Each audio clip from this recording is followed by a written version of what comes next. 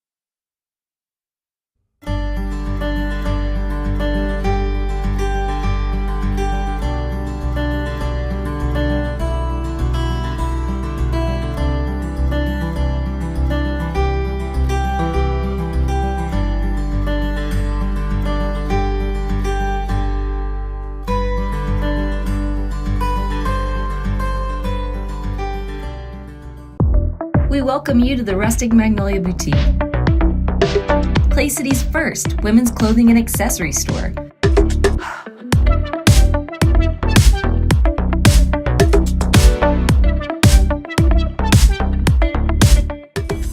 We are a family-owned and operated boutique located in Clay City, Indiana. We strive to bring you affordable but trendy pieces that you will love. Located at 603 Washington Street in Clay City. Find us on Facebook and Instagram as well.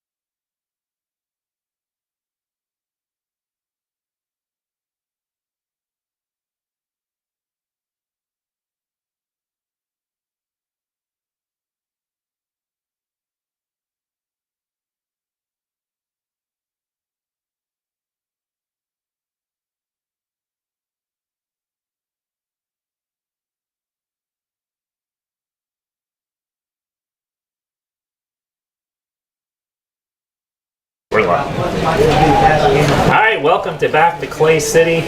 We just watched our Clay City softball team beat South Putnam 10-0. We appreciate you joining us today. We've got a softball and a baseball doubleheader here got Nathan Stolte with me, Shane Wyram here at the Clay City High School. Getting ready to take on the Owen Valley Patriots, Nathan. Yeah, tough matchup today. I think Owen Valley's 6-2 this year. I know they lost to Northview. They got no hit the other night against Northview, 10-0. But losses have been very few with this team so far this year. They beat a good Linton squad 3-2, and so a good team, good test for the Eels. Yeah, we'll get them started here shortly. But looking up here at us to do the national anthem, the announcing, and we got our hands full here by the lead broadcasting. So. Yeah, well, I'm not singing the anthem. I'm not going to sing the anthem either, and it'd be hard for us to get me to do the announcing. So yeah.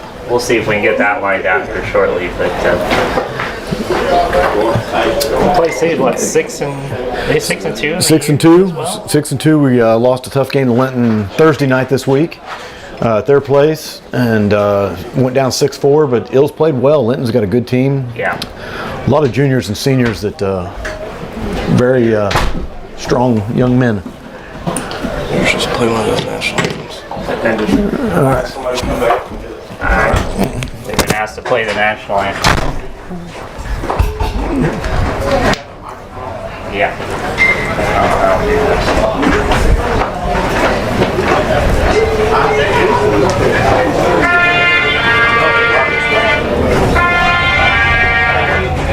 Is this on?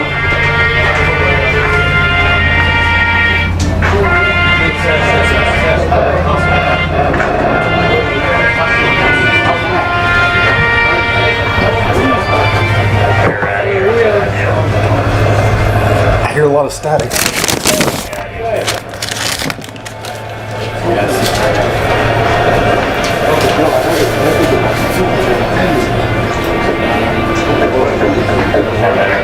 Shane, I have a speaker connected to it that way. All right, can we start? Are they coming? Yeah, you want to do starting lineups? Hold on. That's all right. I'll go with it. Welcome to Clay City for today's matchup between the Clay City Eels and the Owen Valley Patriots. We'll announce the starting lineups now. Starting with the visiting Owen Valley Patriots, leading off, number 4, McCourt. Batting second for Owen Valley, number 27, McDonald. Number 3, playing left field, Trevino. Number 8, playing center field, Rogers. Number 12, playing first base, Heckman. Number 17, playing third base, Kay. Number 18, the designated hitter, Ammerman. Hey, Shaw, Brody, what's your sign? Batting seventh, number 7. I'm sorry, playing the field, number 7, Kell. Doing the pitching. In right field, number 14, Manuel.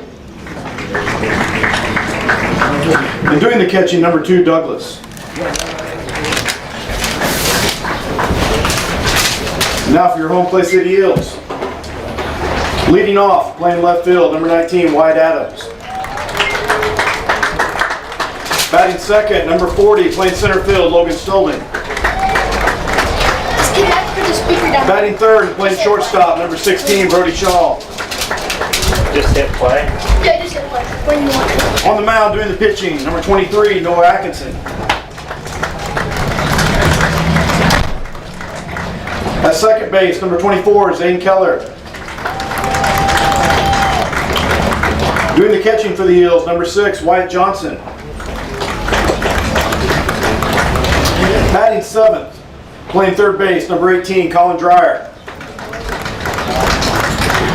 Batting eighth, the right fielder, number 12, Braden Bumgarner. Doing the hitting in the 9 spot, the designated hitter number 20, Caden Sawyer. And playing first base, number 11, Trey Deha.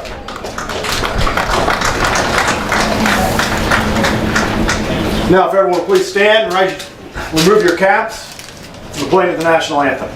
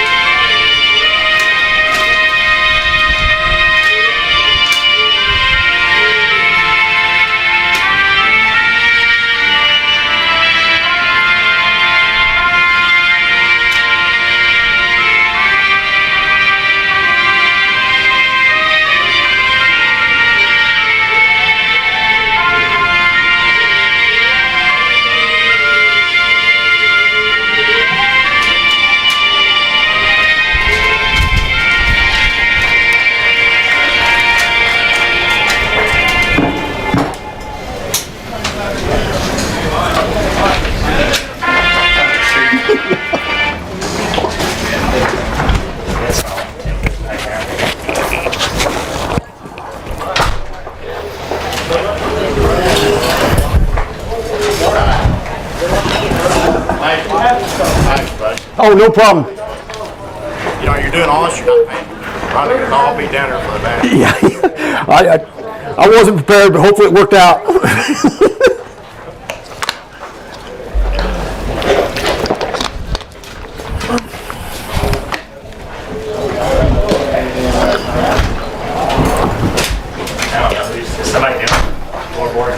If not, I'm going to change over to that side. I'll try to do scoreboard. Here, you can take this one. Oh, thank you. All right, welcome back to, got the starting lineups ready to go here for the Clay City Eels on the field. Looks like Nolan Atkinson is going to be on the mound for the Eels. Noah's done a good job this year, Shane. Throwing a lot of strikes. I think I looked at his numbers the other day, around 70% of his pitches are finding the strike zone. That's usually a good thing. Today he's going to have to keep the ball down. We got the wind blowing straight out to left and left center. So I'm sure Owen Valley got some boys that love to knock it over the fence. Yeah, if you get one up in that wind today, it's probably going to carry a pretty good distance out to center, left center field, and got to keep the ball down. And Owen Valley is going to have the same issues as well. So, but I'm not complaining. The weather, from what the spring we've had, it's pretty nice to be sitting here in shorts on probably an 80-degree day here at the ballpark. Yeah, don't misunderstand me. I'm not complaining a bit. We've set through some nasty stuff this spring so far. So Yep. Nice to have the warmer temperatures today. Owen Valley leading off. The second baseman, number 4. LaCour. I'm not sure if that's an R or a C. I can't. Yeah, I think it's look. I got a tier. Number 4 on there. Yeah, it's LaCour maybe. Core? LaCour. I'll say LaCour. That's French, I think. I don't know, but we'll go with LaCour. Avoid saying something we shouldn't probably, but LaCour is going to step up to the batter's box for the Patriots. Here in the first inning, star of the ball game, first pitch on the way.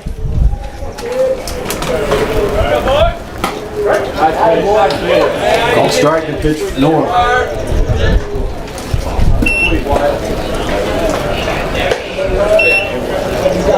Yeah, strike I'm trying to figure out the scoreboard. Yeah, we're doing it all here today. I'm not sure what the disconnect is here, but Elite Broadcasting. There's a Ball to third. Down McCollum. Throw it across. Oh, good scoop by Deha. Yeah. Call it a day up for the first out. That looked like pretty good scoop out of the dirt there by Dayhuff at first. Sure was.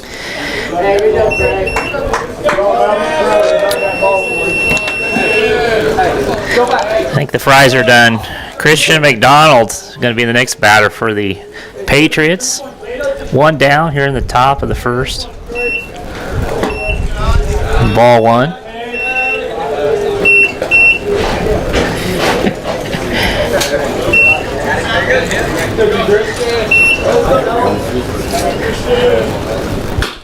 Well, ball towards third. Fielded by Colin. Throw across. Another good scoop by wow. Yep.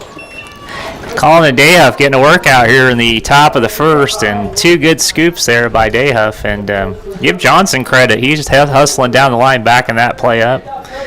Good to see Wyatt Johnson back in a Eels uniform after taking that hard hit there at North Central the other night. Yeah, we miss him when he's not out there.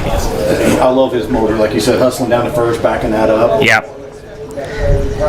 I tell you, from the replay on that, I saw it on the Ely broadcasting that night. You guys were bringing that game to the fans, and after watching that, I thought for sure that he would be gone for the rest of the year. But I did too. Took my breath away a little bit. Yeah, and glad that he didn't.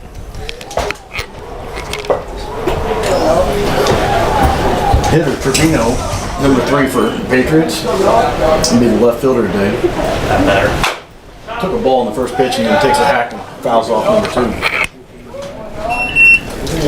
So 1-1 count to Trevino, 2-way here, nobody on. Noah coming back now. Working pretty fast today. And a called strike. He was asking for time. It's not granted by the umpire. So Hang on, time out. now we're going to have a discussion about that. Have time there?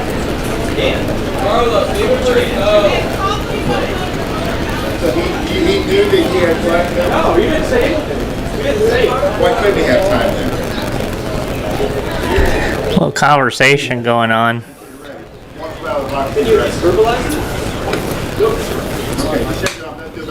So the count's going to be 1-2. Discussion there about whether timeout. Timeout was not granted. Yeah. You can ask for timeout. The umpire doesn't have to give it to you. 1-2 pitch off Noah. Curveball. Quick fouled off. Yeah, Carlos Trevino at the plate. No relation to Lee, I don't think. I don't think so either. But a little controversy there. He's asking for time, and the ump didn't see it or didn't grant it. He didn't. Well, coming back now. Good pitch. High fastballs fouled away by Trevino. Good way to stay alive. Hard to lay off those fastballs when you're protecting the plate up there. So we still got a 1-2 count. Base is empty. Eels defense playing straight away against Trevino. Now the 1-2 pitch. Little line drive foul. Just first base coach over there. Yep. Count's still 1-2. Good at bat by Trevino. Fouled off 3 straight pitches. Good pitches by Noah. Spoiled them.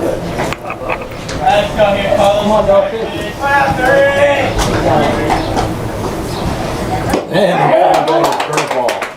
Excellent job by Atkinson there. And the Eels defense. 3 up, 3 down.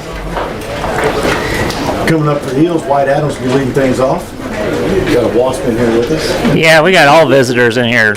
Kids showed up, Wasp showed up, so we'll take a commercial break. We'll be right back after these messages.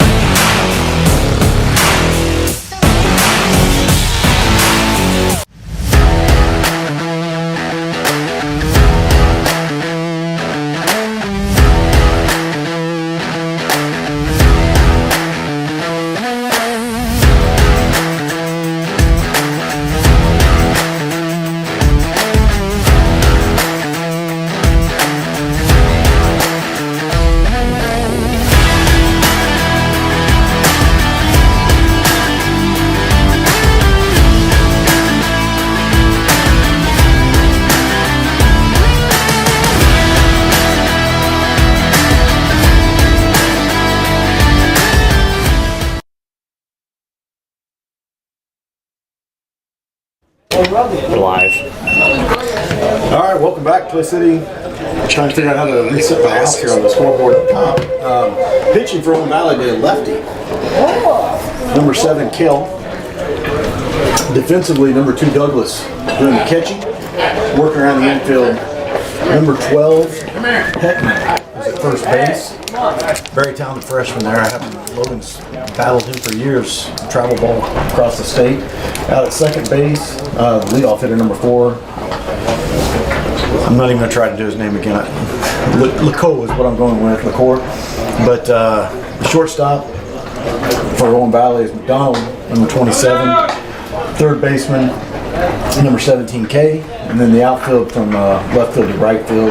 Trevino's in left, Rogers in center, and Manuel in right field. Wyatt Adams will be leading things off for the Eels. Wyatt leading the team in average right now, league over 400, hitting the ball very well. Hopefully he stays hot here.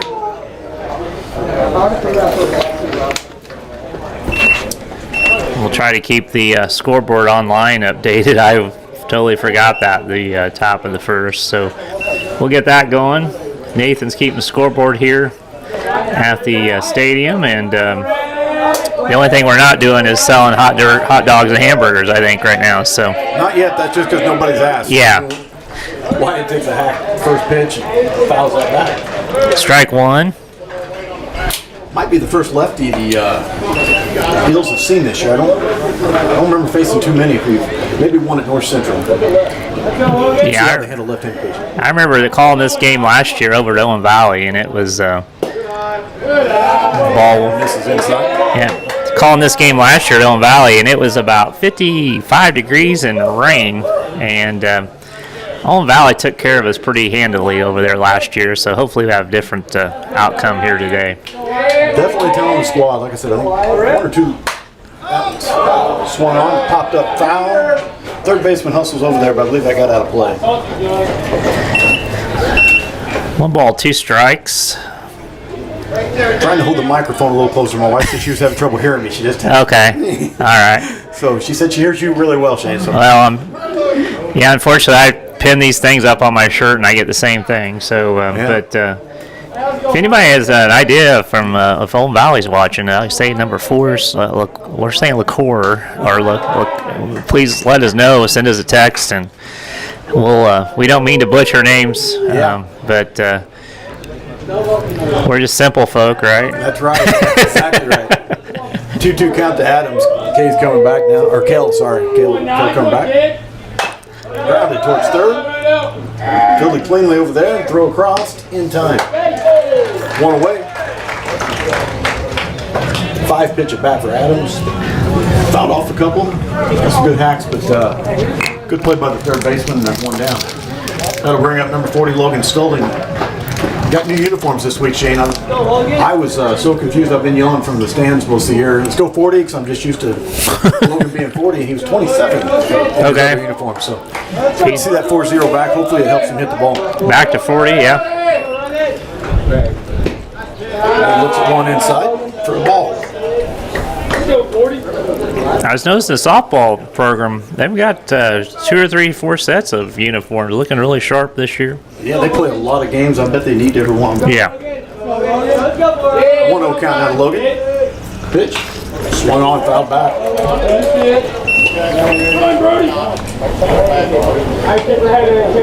Logan chased 1 maybe above the numbers there. He likes that high pitch. Hard lay off of it, I guess. So that brings the count to 1-1. Nobody on, 1 away. Kell comes back now, 1-1. Swung on a little early and cued off the end of the bat towards first. Foul ground, scooped up there by the first baseman. Logan behind now, 1-2.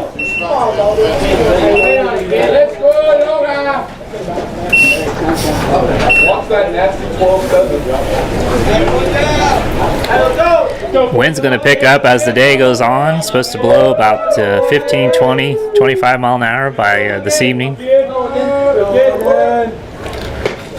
Good eye. 2-2. Off speed there. Looked like a curveball maybe that stayed up. Logan took a look but let it go by, so it evens it at 2s.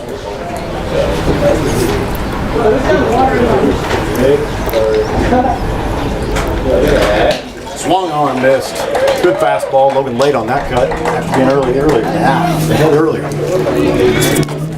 That'll bring up number 16, Brody Shaw. 2 down.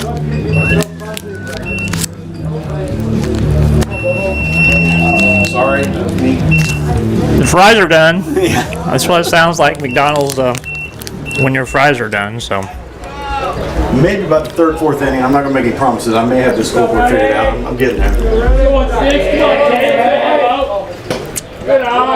look. We got a message on our messaging machine from Amanda. Appreciate that.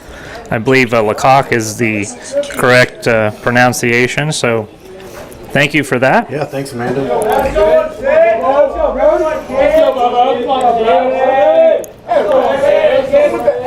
Another pitch to Shaw. Big swing. Miss. Lee Brody was out front of that earlier as well. Just a little bit ahead. It'd take a inning or two or 3 innings to get the timing down. Saw that in the softball game this morning. Always a challenge. Brody looks for the strike on the inside corner. Tough call. Yeah, the ladies faced Shakamak last night. Had a little slower pitcher, and then they got a pitcher this morning that was a lot faster. So it took a couple more innings to get that timing down. I think that's a little bit of what we're seeing with the baseball team. Yeah. Linton had a boy throwing, and we think, oh, there's a swung on and hit hard, but right at the center fielder drifted all the way over his head. That's going to be the problem. We talked about that earlier when they get that wind gust up there.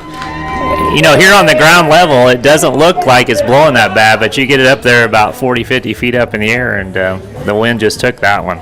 That center fielder acted like he was camped out under it, but yeah, I hope Logan was watching that playing center out there today, because that's exactly what you're going to see with balls hitting the air that direction. Anything center and towards left, it's going to carry.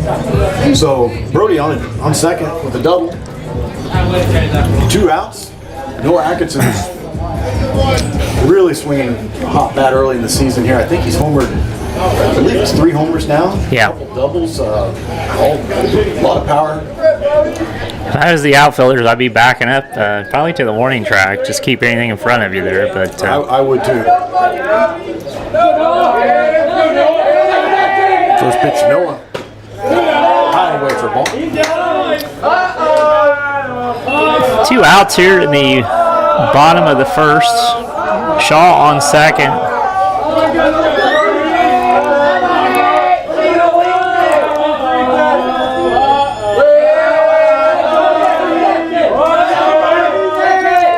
Pitch Noah. Swung on, grounded towards second. Between second and first. Nobody covers. All right. He's going to beat it out. Brody trying to come home and score. And the throw gets away. Safe, yeah.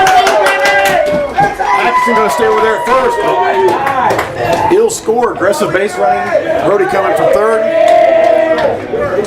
And he scores all the way from second base on the infield grounder to first. Pitcher forgot to come over and cover on that. First baseman fielded it cleanly, but had nobody to go to the bag to. Good hustle by Noah to beat that out. Yeah, a couple of errors there on the. It'd be the pitcher not covering there on the throw, and then you had I don't know if it's an errant throw there to the home plate, but. I believe the catcher tried to make the tag before he had that in his middle. It looked like a pretty good throw. Courtesy 5. We've got a courtesy runner, Bryce Horton, number 5, coming in to run for the pitcher, Noah Atkinson. Zane Keller stepping in to hit. He had his first home run of his young career. I think will be many more of those to come at Linton the other night in the second inning. Long home run to left. Certainly capable of doing that type of thing. Got all kinds of power.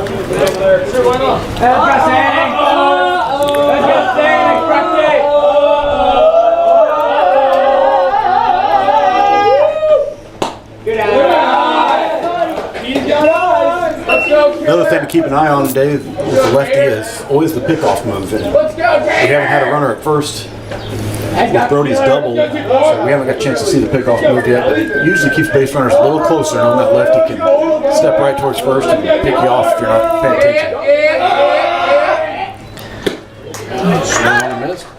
No. All right. Second baseman's going to cover that. Throw down to first for the catcher, and Horton's back in time.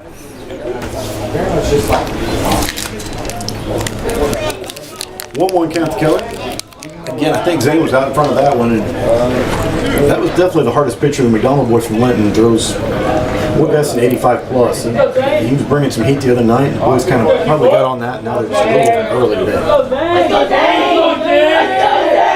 1-1 pitch to Keller. Swung on. This is popped up and out of play.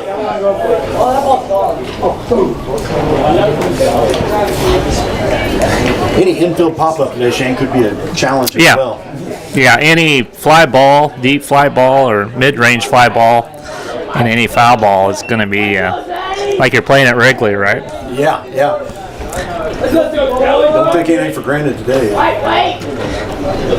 1-2 count now. Next pitch, Keller. Curve ball, had him out front. Zane able to foul it off, stay alive. Still 1-2 to Zane Keller. A lot of freshmen on this team. Yeah, defensively, he'll start 4 freshmen today. Let's go, Dave! Let's go, Dave!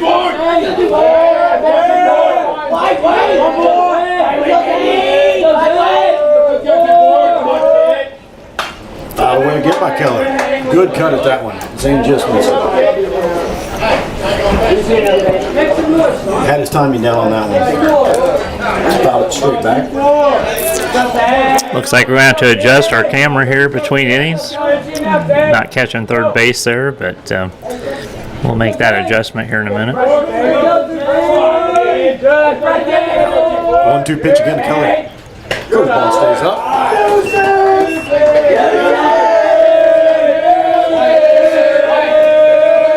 Zane's obviously seeing it very well. He's not getting fooled too much. Good cuts at things in the zone.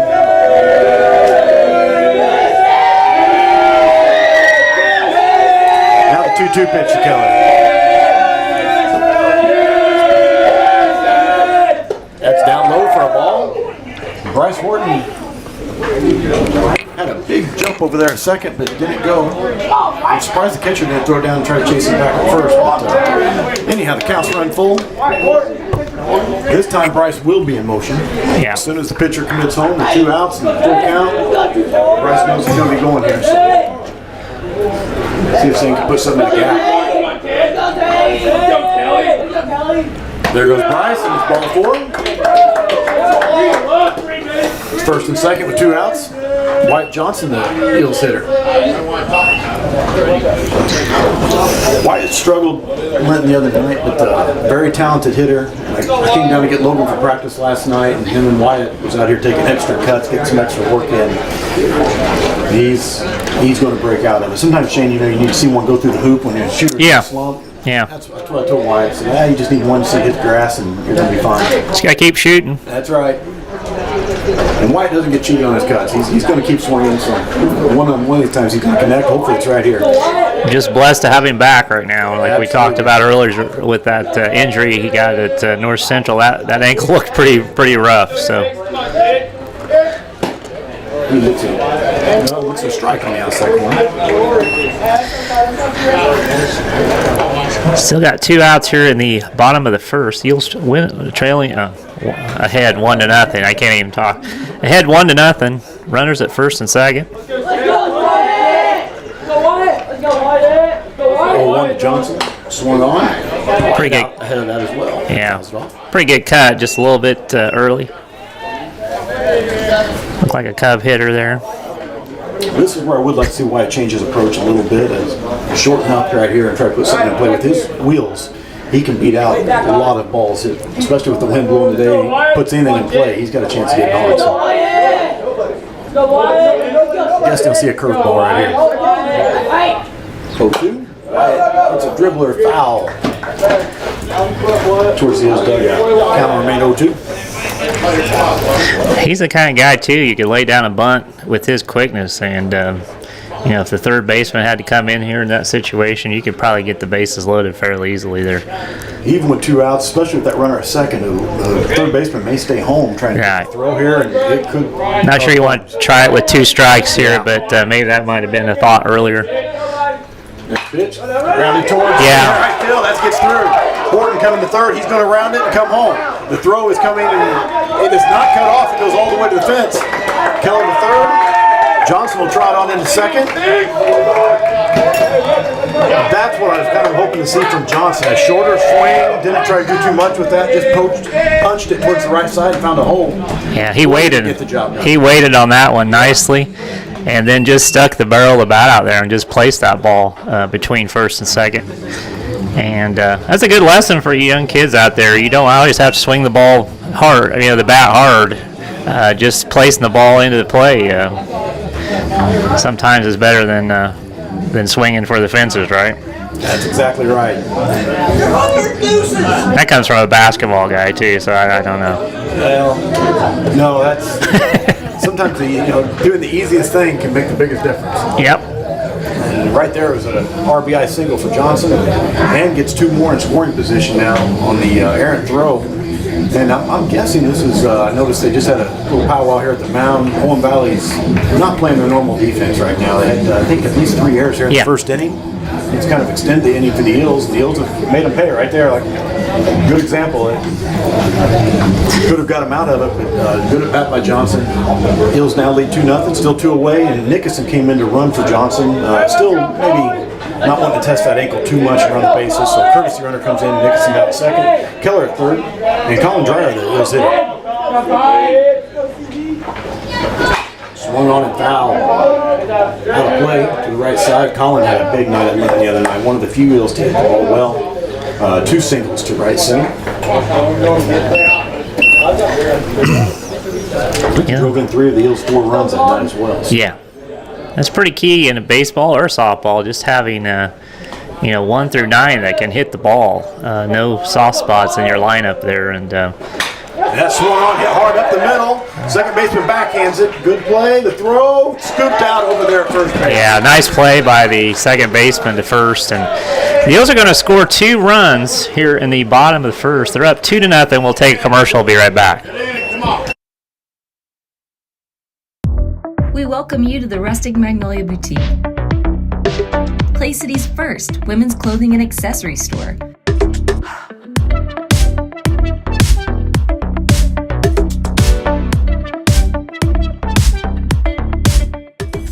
We are a family-owned and operated boutique located in Clay City, Indiana. We strive to bring you affordable but trendy pieces that you will love. Located at 603 Washington Street in Clay City. Find us on Facebook and Instagram as well.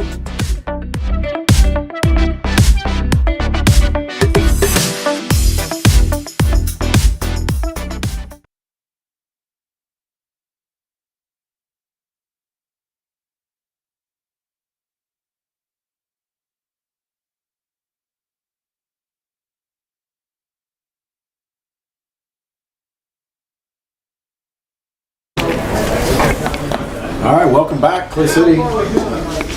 Eels put up 2 in their top of the first, and Owen Valley come back with a 4-hitter Rogers. They went order of the first inning.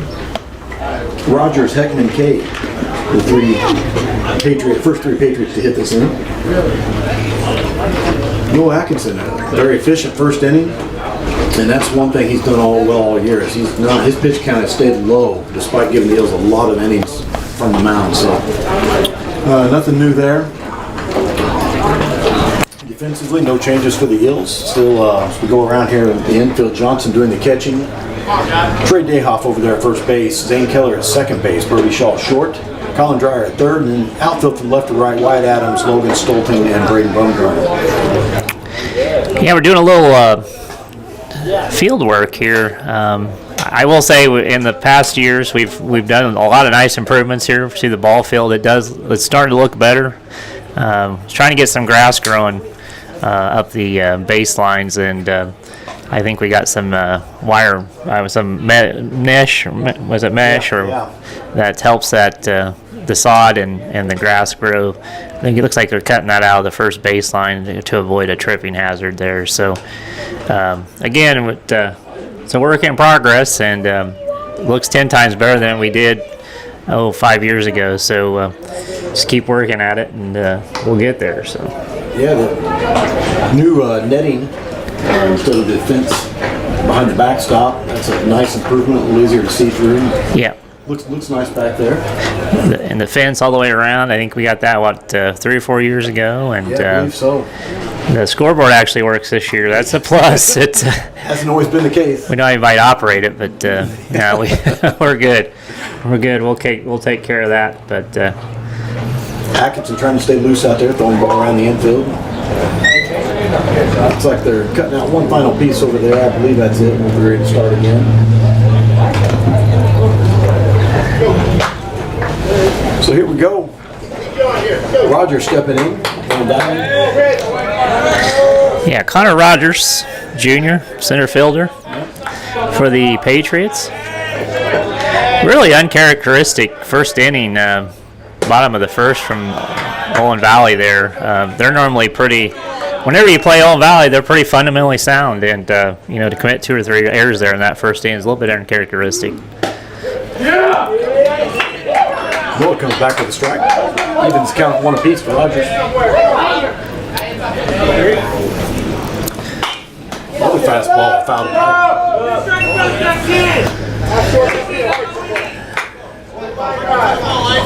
There's 3 straight fastballs from Noah. I'm guessing he'll come back with a breaking ball of some kind here.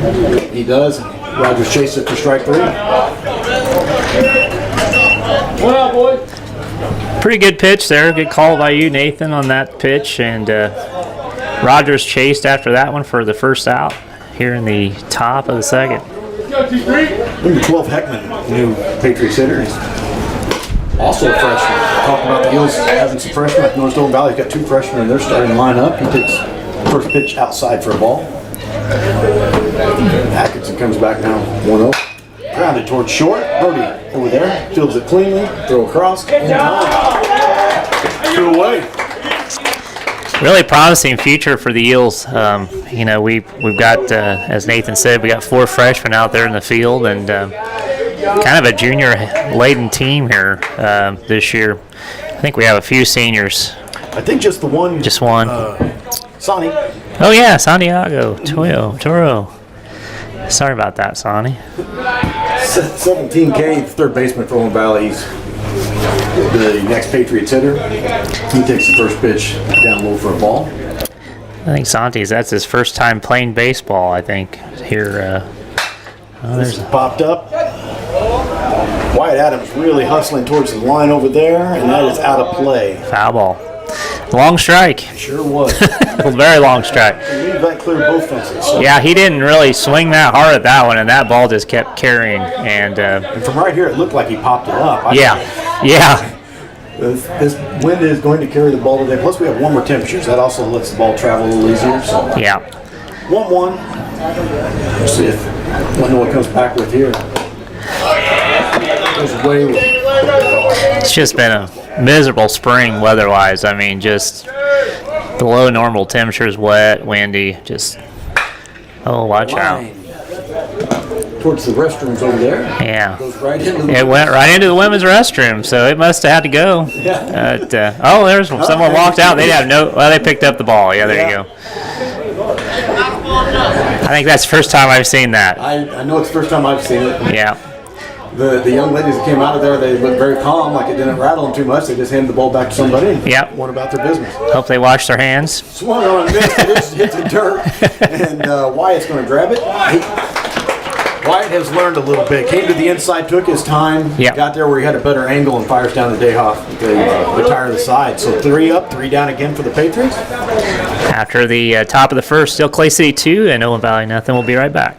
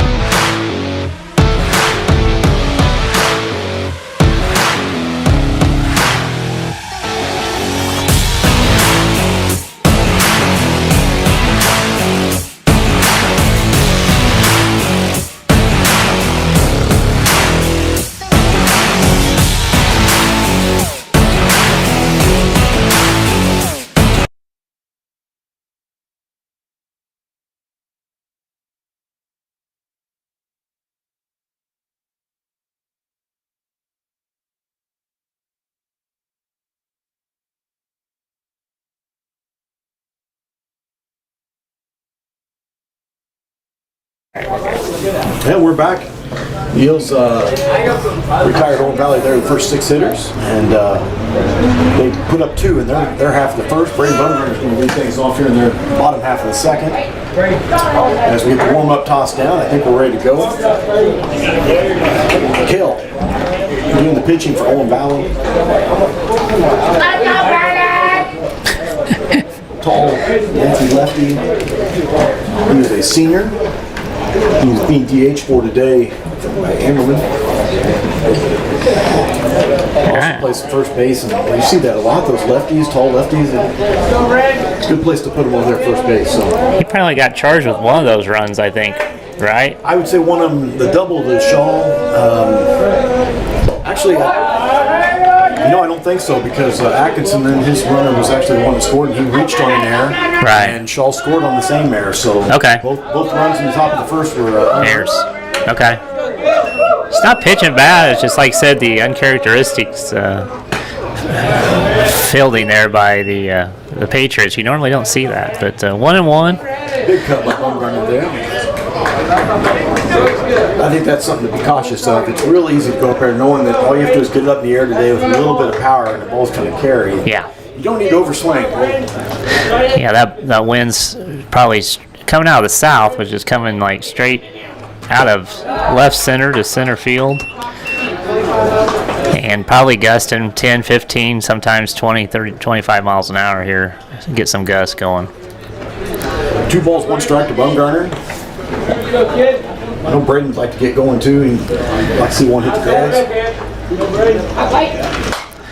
Long foul straight back. No vehicle damage there. Evens count at 2 apiece.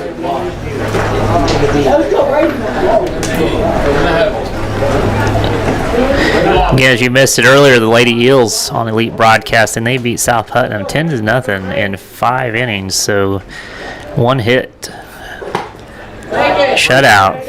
Jumps out of the way. Sophie Moshos. Yeah, looks like Kale lost his hat there. Yeah. The wind is going to play havoc today on more, I guess, than just the ball. It's going to help things dry out too, though. That's exactly a plus. right. But So full count, payoff pitch now to Bumgarner. Here it comes. Out of back. 3-2, full count. Yeah, we'll have to do it again. If we break and find a way on there. Either ball 4 or base hit right here.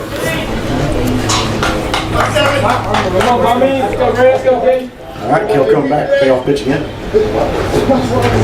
Swung on, foul back. Yeah, I might have swung a ball there, but hanging tough. Got the foul. We'll do it again. Tough to lay off those high ones. About a 7 or 8 pitch at bat here for Bumgarner. Good quality at bat. Hopefully he can win it. We'll do it again. Here comes the payoff pitch. Again to Bumgarner. Inside for a ball, and that's the leadoff walk. Yeah, good eye.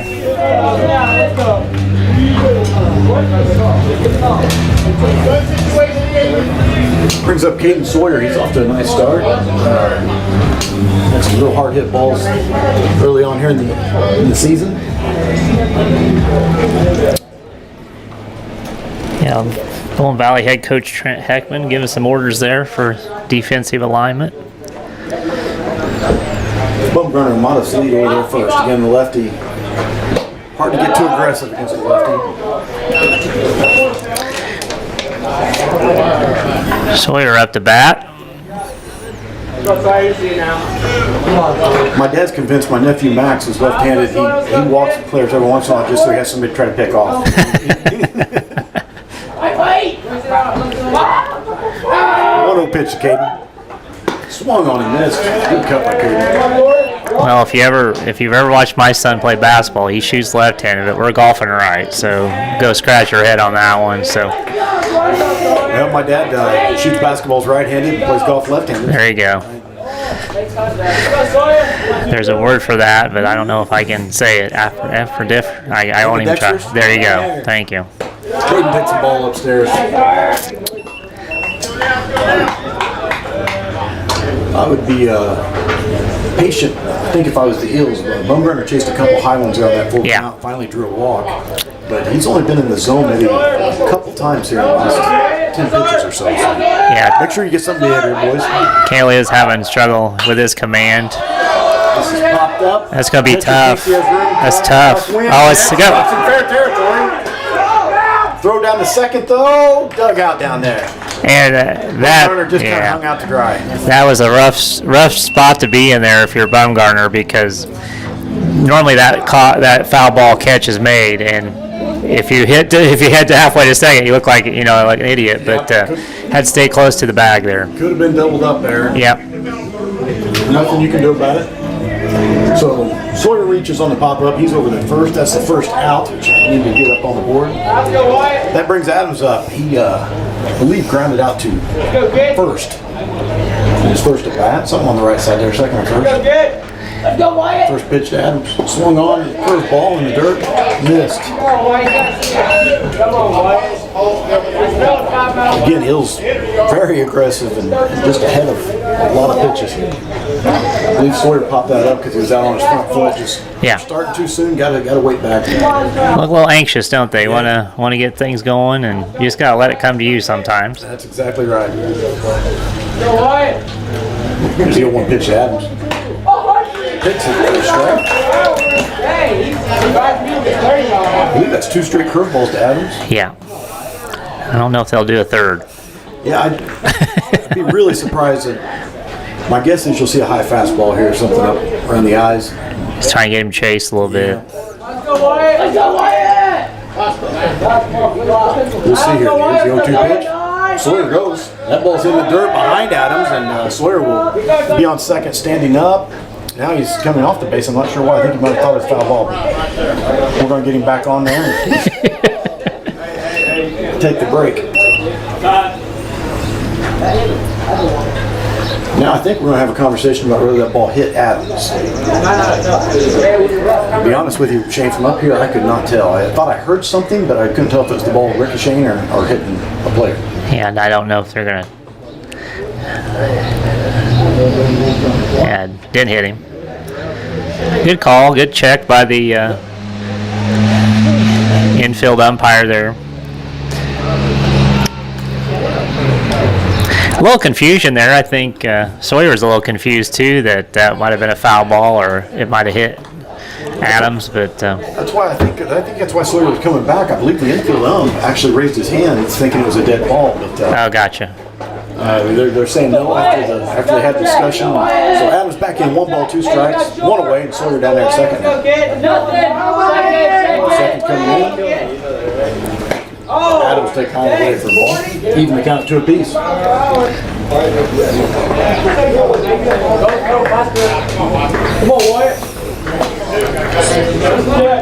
Just could not have asked for a better day to watch a baseball game given the springtime weather we've had. I mean, it's a very pretty day. Get out there. Here's a pitch. Curveball in the dirt. That one did hit him. Yeah, that did hit him. That'll make first and second.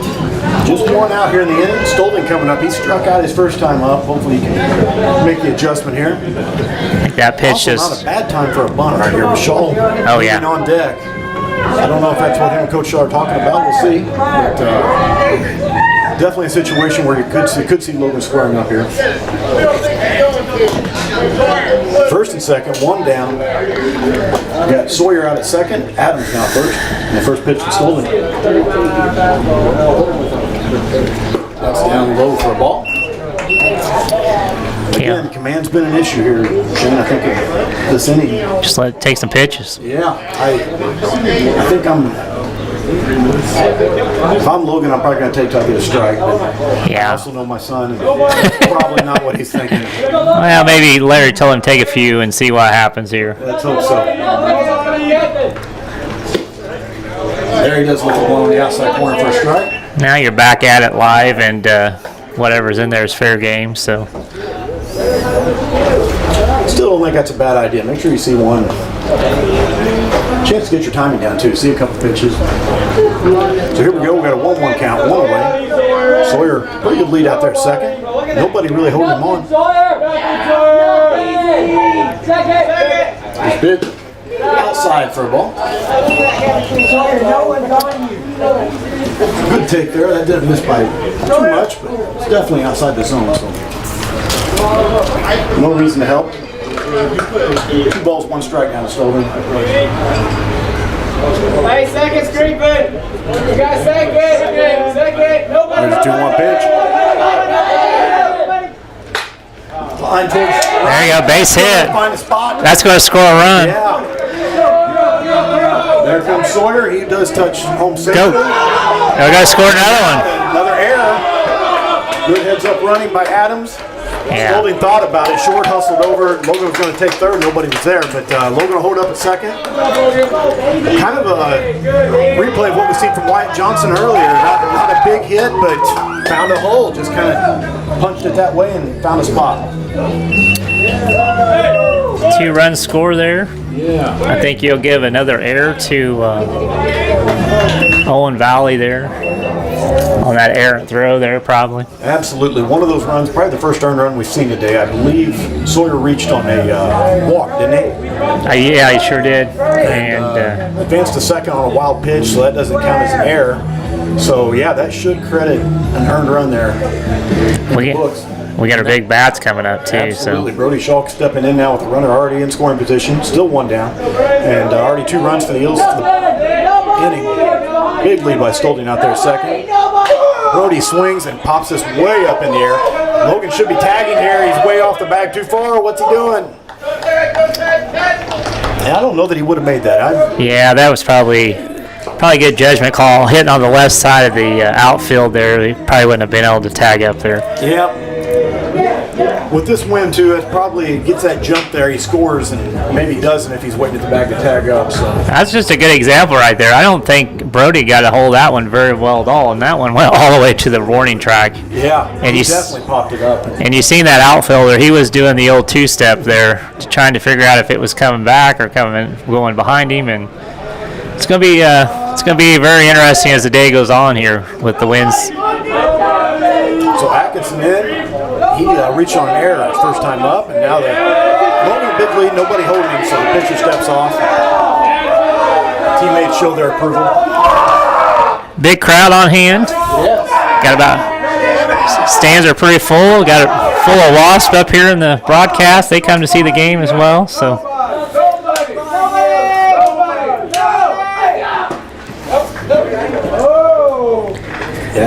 Takes ball 1. 2 away. Logan out there at second. Very aggressive lead. They're not really holding him on very much, so Logan trying to take advantage of that. I'd say he's a good 10 feet off the bag. Now Short circling in behind him. Next pitch to Brody now. Outside for a ball. Short's there now.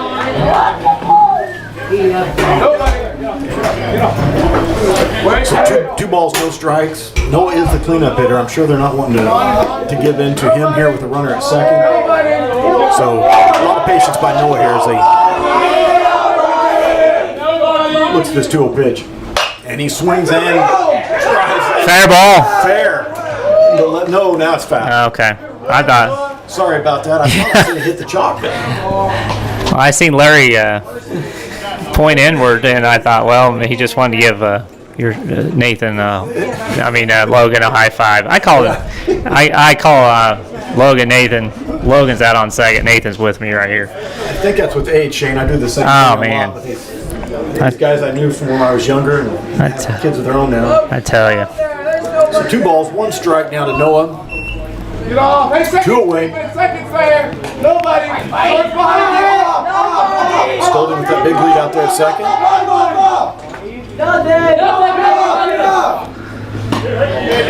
Noah takes a curve for a strike.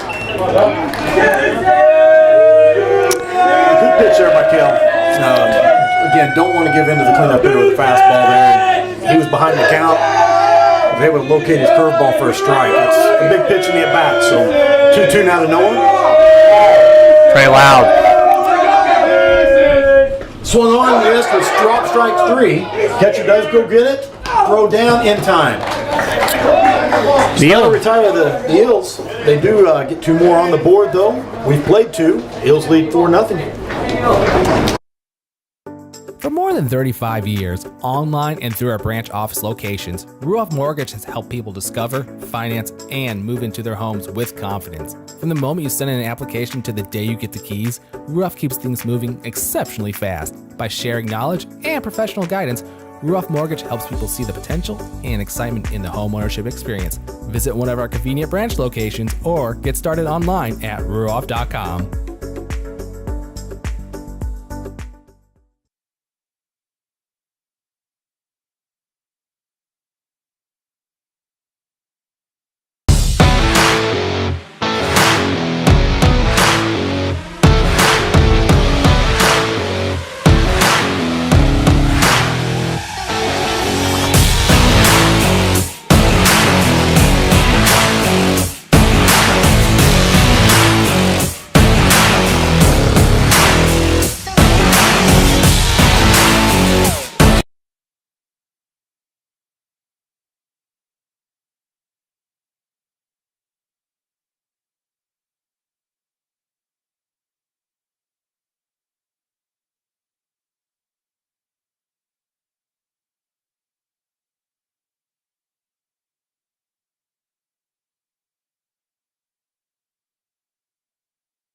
All right, back at Clay City. We've played 2 full innings. Owen Valley coming up, number 18, the designated hitter, Ammerman. And Eels scored 2 runs in each of the first 2 innings they came to bat. That's kind of what you want to see, just kind of had a little offense here and there. Not a ton of big hits by the Eels, not really hit the ball as well as they're capable of yet, but that may come. And they've done just enough to get some runs on. So first pitch to Noah to Ammerman. And he will look at a strike on the outside corner. Keep that up. 2 runs every inning will be done in 5 if we can hold the Patriots without scoring, but that's getting way ahead of us here. 1-1. One more. Try to pull up my stats here so we can share that with our viewers. There's a hard hit ball. Brody can't cut it off. Stolding will cut it off in center, and that's a leadoff single for the Patriots. Ammerman hit that ball hard right towards center field. Diving attempt by Shaw, but no luck coming up with it. So leadoff man's on. Looks like Rhett Manuel is going to be the next batter there for the Patriots. He's a freshman. Yep, Not sure what. Him and Heckman, the 2 freshmen, are starting varsity for the Patriots. First pitch, Johnson fires back down. Base runners need to stay on their toes with Johnson back there. He sees any opportunity, he's not going to hesitate to fire down there. Our little Molina down there. So. Yeah. You Cardinals fans. He's a Yachty. I'm a Yachty fan, so. I'm a Cubs fan. Oh, wow. This popped up out of play down the left side. I'm a Cubs fan. Never did care for the Cardinals, but I like Yachty Molina. Can't help it. I play baseball the way I like to see it play. Yeah. Looks like we've got the count. 2 balls, no strikes. Old Valley's got a runner on first. Here's the pitch. This is grounded. Foul. Foul ball. Dayhoff didn't see anybody call anything, so he literally stepped in the bag. Yeah. Why not? Until the umpire says otherwise. That makes the count 1 ball, 2 strikes to Manuel. Or Manuel, I'm not sure which, but here's the pitch. Swung on, and again. About the same spot. Yeah. Maybe hit just a little more juice, and that one gets past Trey over there, but in foul ground, so no damage done. If he's that early, Shane, I'd really like to see something off speed here from Noah. I think he's out front already. Maybe a curveball here to get him way out front and sit him down. That's exactly what he tried for, but that just comes out of the mid of Johnson. So I thought we was going to see a foul tip, strike 3, but unfortunately it did hit the dirt. So we'll do it again. 1 ball, 2 strikes. Nobody out. Hammerman over there at first base. Fairly conservative lead. He's not going. And he looks at strike 3. Good pitch by Noah. And again, we played 2 and a third innings. Noah's only at 28 pitches. Been very efficient. Been that way all season. Good command of the strike zone. Number 2, Douglas, the catcher for Owen Valley. Now the hitter, I believe he's a sophomore. I think that's what I seen on there. We get a throw back here from Noah. Check on the runner. He's back safely.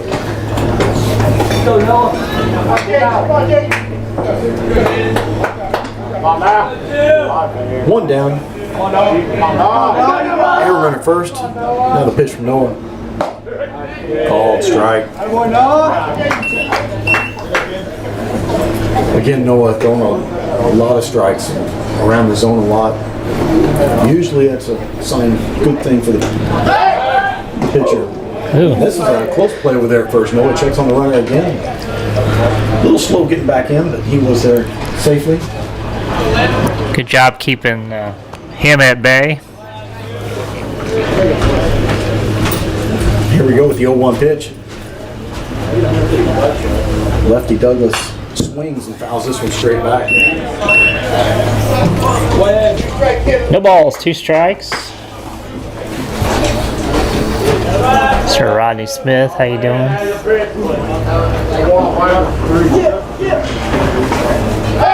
2 pitch. Instead, Noah's going to throw over there first again. Check on that runner. Shout out to Rodney Smith. I got my new Clay City hat too. It's the last 2 I've got.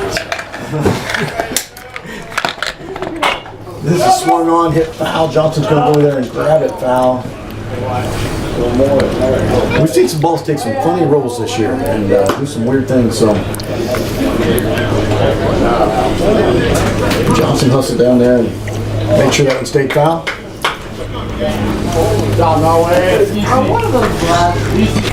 Some got no balls, 2 strikes.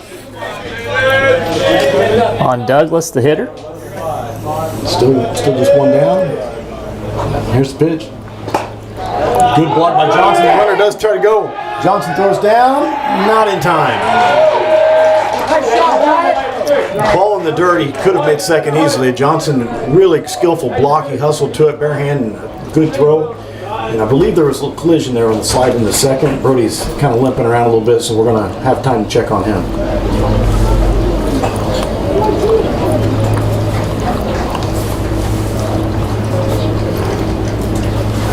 They're going to call timeout, let Brody kind of jog that off. Brody seems to be okay, heading back out to his spot there short.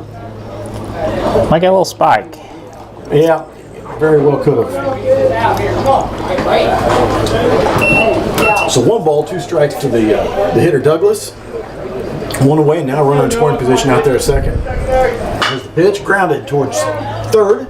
Brody fields it instead. Oh, the throw goes wide. Runner's going to hold it first. Eels don't get the out. The runner went with contact. Brody tried to take the short throw to Colin, but the throw got towards the dugout side of third, and Colin had to come off, try to knock it down. But all runners safe. Had a play at him. If he had just executed the throw, it would probably have been an out there for the Eels. So give the air to Clay City there. Yep.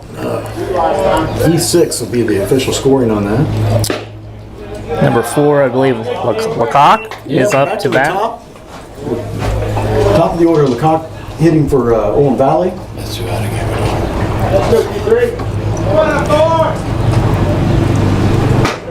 on. Looks like a strike. One of the best fastballs I think Noah's let go today. That one looked like it had a little more zip on it. Always nice to hear that pop in the mitt. Sure is. 1-1 pitch. Just outside for a ball.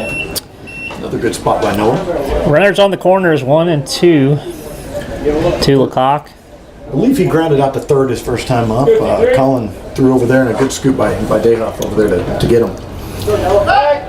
Runners on the corners, and Noah will take a look over there at Douglas at first base. Good now, come on. We do have a first and third situation, so you will see at times runners try to go here. He's got a big lead. He does go. And this is line towards left. That's going to be a base hit. Cut off by Adams. Runner's heading towards third. Throw comes in to Colin, but not in time. Now they throw down to second. That could be a mistake. No, Zane knocked it down. I was afraid that one was heading into right field. Bumgarner hustling in from right field to back that up.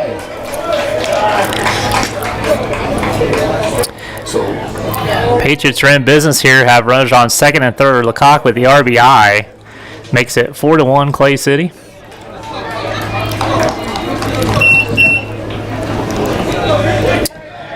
Looks like the batter is going to be Christian McDonald for the Patriots. Come on now, we're on. Come on. Come on, Noah. Sorry about that. I was having trouble finding the guest score on the scoreboard. Fries are done if you're at McDonald's. First strike.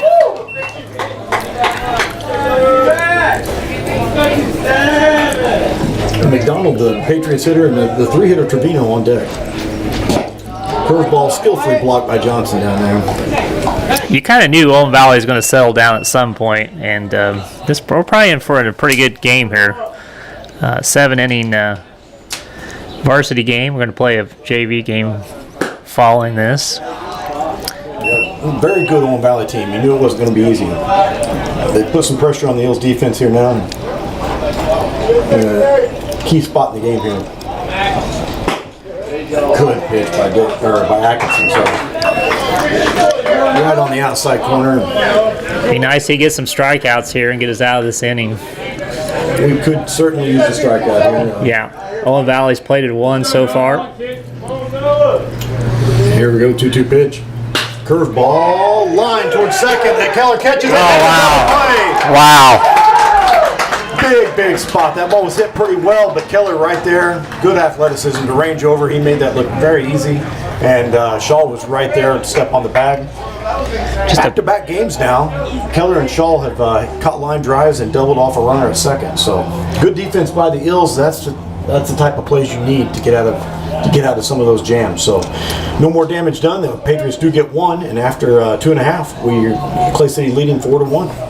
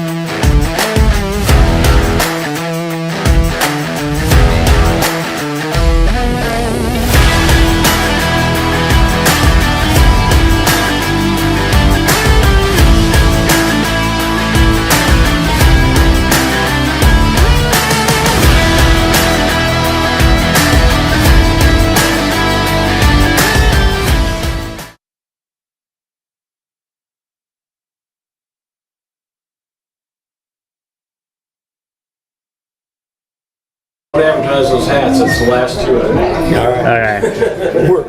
We're back here at Clay City, and Keller's going to be leading things off. Zane had a nice catch on a line drive. Was able to flip it to Brody in time for a double play in Owen Valley's top half of the third.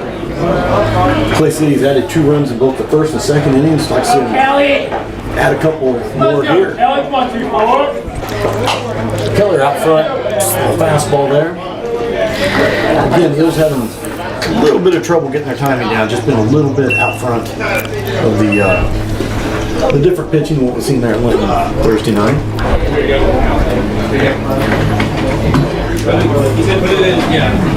So 0-1 to Keller. Kell looking back in. Here comes the pitch. Kell will take high for a ball. I can't say I'm super familiar with all of Owen Valley's players, but I do know that Heckman Boyd at first is an excellent pitcher. You know, he's only a freshman. Throws hard. And I'm sure they have. Next pitch to Keller's upstairs for a ball. So, about the time you get adjusted to the slower pitching, Shane wouldn't be surprised if they make a change and try to throw us off again.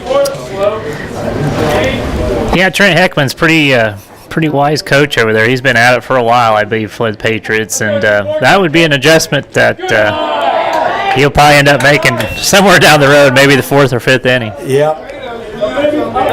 Yeah, Coach Heckman knows what he's doing, I'm sure, so he's going to be throwing some things at the Eels all day to try to keep them off balance. Meantime, Keller ahead in the count 3-1. And this is a spot where he thinks they might get something to hit hard. We'll see any fireworks here. Zane instead looks at a pitch at the top of the zone called strike. I think Zane thought it was ball 4. Umpire thought differently, and that'll run the count full.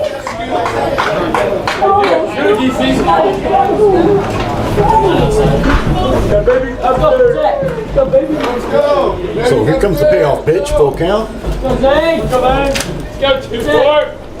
Kell comes back, down low for a ball. Keller earns that walk anyway. You can kind of tell how windy it is by our cameras on the net up there, and if you get motion sickness, I wouldn't stare at the camera too long. But it is pretty windy here. Probably about sustained 10 to 15 and gust to 20, 25. So again, that fly ball is going to be something to deal with today. So Keller aboard over there at first base. And there's a pickoff move. I think the first one we've seen from the lefty today. Doug Green, I'm glad to hear you're joining us today. I just got a text from Doug saying it's still tough to hear me, so I'm going to speak up, do the best I can. Hopefully that helps. I got the microphone as close as I can.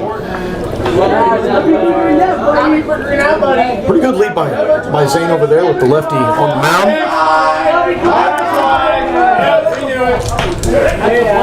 And got a strike to Johnson. I turned you up a little bit. We'll see if that helps. Well, hopefully that helps. Keller, I think, thought the pitcher may have balked there. It looked kind of funny, the delivery home, so Zane was heading back to first as the pitcher was heading home.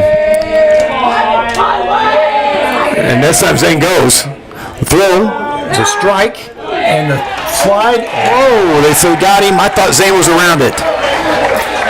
Close play. The throw got there, but I thought Zane slid to the third base side of second.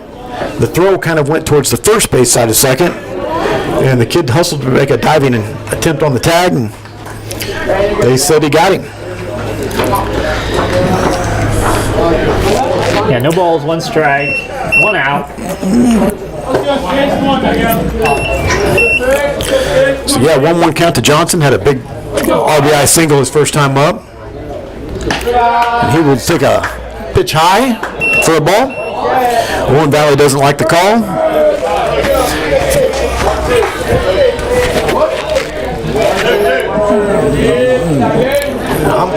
I'm a little confused here. I don't know if I've got the score, the count wrong, or I do. It's 1 ball, 2 strikes. Sorry, that throw to Zane there must have been a called strike. I had it down as a ball. So I had it wrong too.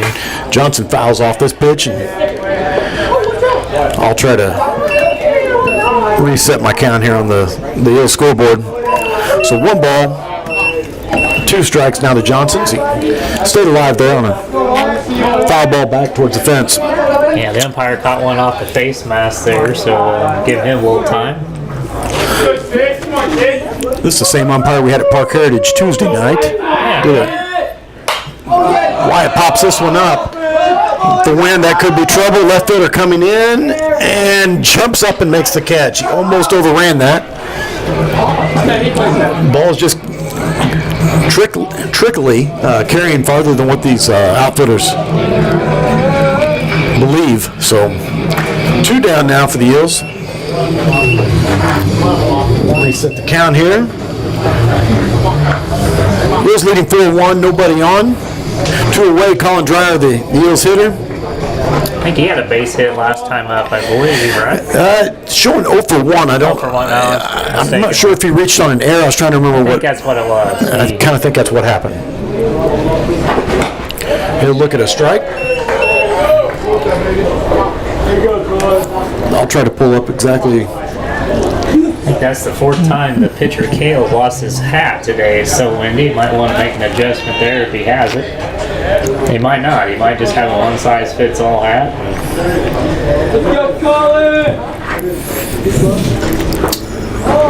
Swung on a curveball and missed.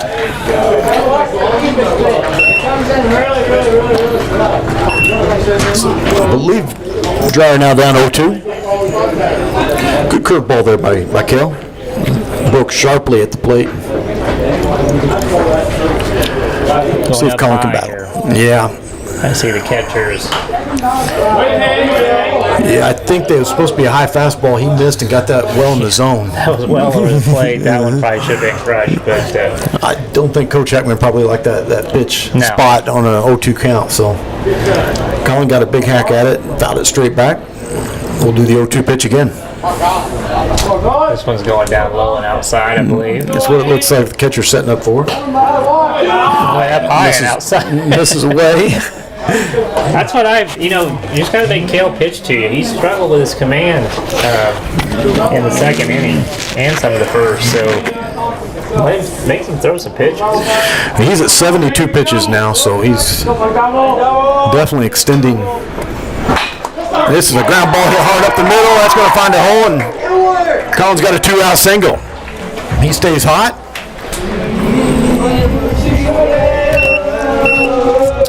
Brings up Bumgarner.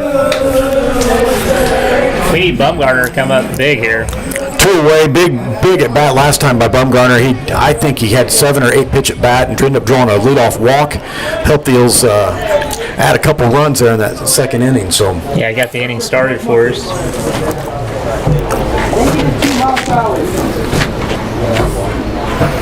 Colin's got a modest lead over there at first. Kell will come home with it. Bumgarner takes a swing and misses.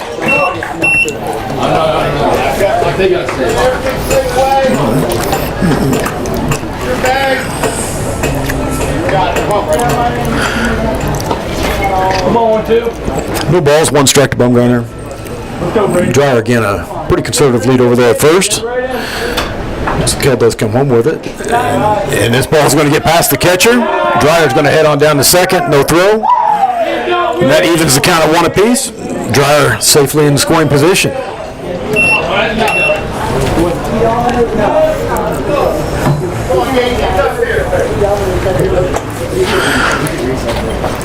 So now we'll see if Colin can get home here on a little 2-out rally. 1-1 pitch down to Bumgarner. Swung on and missed.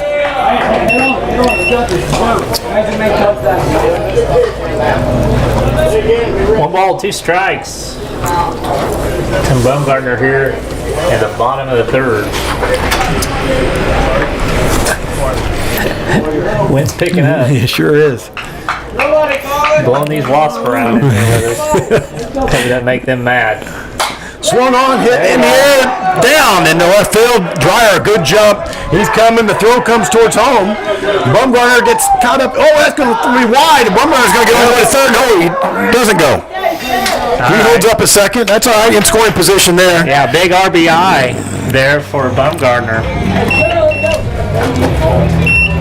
Good hit. 1-2 count there. Bumgarner tough. Got out in front of I think that was a breaking ball. He kind of stayed back on it and pulled that thing into left field. A good hard hit baseball. Sawyer coming up to bat, but we'll see if we're going to see a pitching change here. Like I said, I'm showing Kell at 78 pitches, and they are going to come out and talk here on the mound about things. Check on him. Sawyer and Coach Shaw are going to take advantage of the timeout to discuss their approach here at the plate. And it does look like Kell's maybe heading back towards the dugout, so we are going to have a pitching change. Number 12, I believe, is going to be the new pitcher to call on, and that will be Rhett Heckman. He's got a freshman for the Patriots, and it looks like he's a right-hander. Like I said, he's a flamethrower. I know he throws the ball a lot faster than the last pitcher we just seen. And again, could adjust the Eels' timing here. Not sure if McHale's going to stay in the game. I'm not for sure yet. I don't want to try to guess what Coach Heckman's got in mind, but Kell was not hitting. He was being DH for by Ammerman. I'm kind of wondering if they'll just drop the DH at this point, or if they'll bring in a different defensive position. We'll see what they got in mind, because I do know I've seen Kell play some first base, which is the spot Heckman vacated when he came to the mound. So that probably makes sense. I haven't seen anybody emerge. Well, they got 4 guys out there, so who is that? Number 4? I think that's number 4. Briar Lecoq's going to go to first, probably, if that's what I'm judging. It's kind of what it looks like. 18.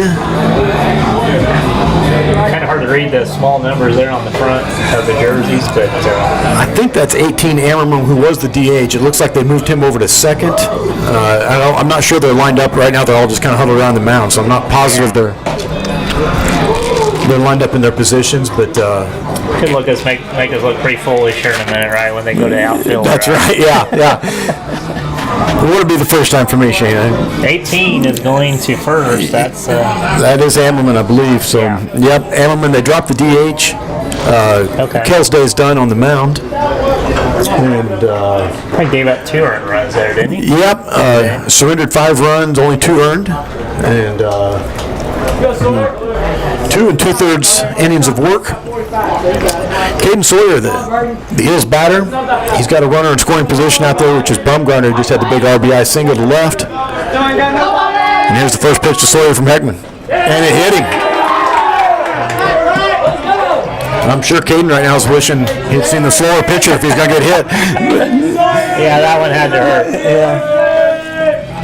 Caden's tough, though. He hustles on down there. That brings Adams up. And 2 outs now. Runners at first and second. Adams 0 for 1 today. He was hit by a pitch himself last time. And he swings and misses at a good fastball by Heckman.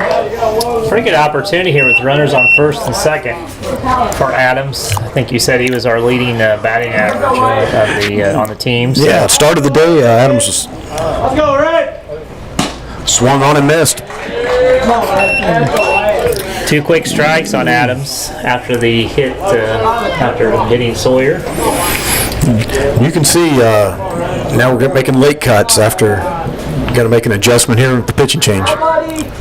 And strike 3 straight fastballs to Adams. And that'll retire the side. Eels do get 1 more.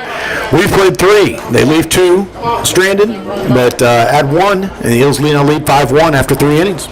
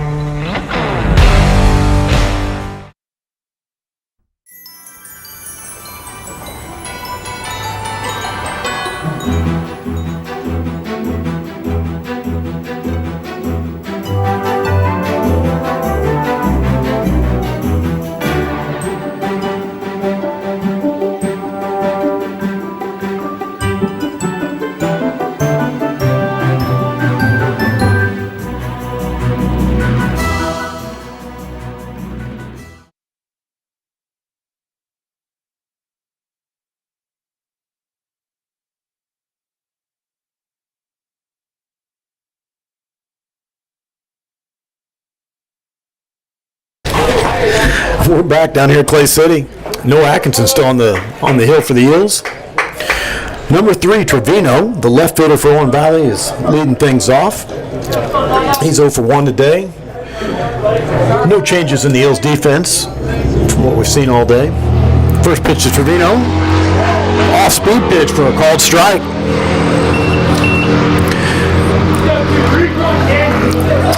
And now the next pitch, Noah working fast. Now they're going to call timeout. So I think this was the batter last time we had a little discrepancy on this. They thought Noah was working a little quick, and he's trying to make sure he has plenty of time in the box. So this time timeout's granted. And here we go with the 0-1 pitch. Grounded towards short. Brody's right there. Fields it cleanly. Throw over is in time. And there's one away. 2 pitches, 1 out. That's what you like to see. Yeah, give Atkinson a little break there. 2 pitch, 1 out. He's not really had to labor much since I think he did a little bit in the last inning. Yeah, made him work in the top of the third there. He's at 44 pitches today, but again, very efficient. I guess that last one was the 45th pitch, but 1 down. Number 8, Rogers, the hitter for Owen Valley. He will look at a pitch just outside. Even when Noah misses, it's not by much. That was a good spot to go for. I think the umpire got it right. It looked like it was outside, but not by much. We got fortunate there that last inning. Swung on, grounded towards third. Colin gets a big hop. And a good play again by Dayhoff over there. I think he had to come off the bag to get that and just tag the runner as he was going by. But either way, whether his foot was on the bag or not, it's the second out of the inning, and I believe 4 pitches. Yeah, another 2 pitch at bat with another out, and you can't draw it up any better than that.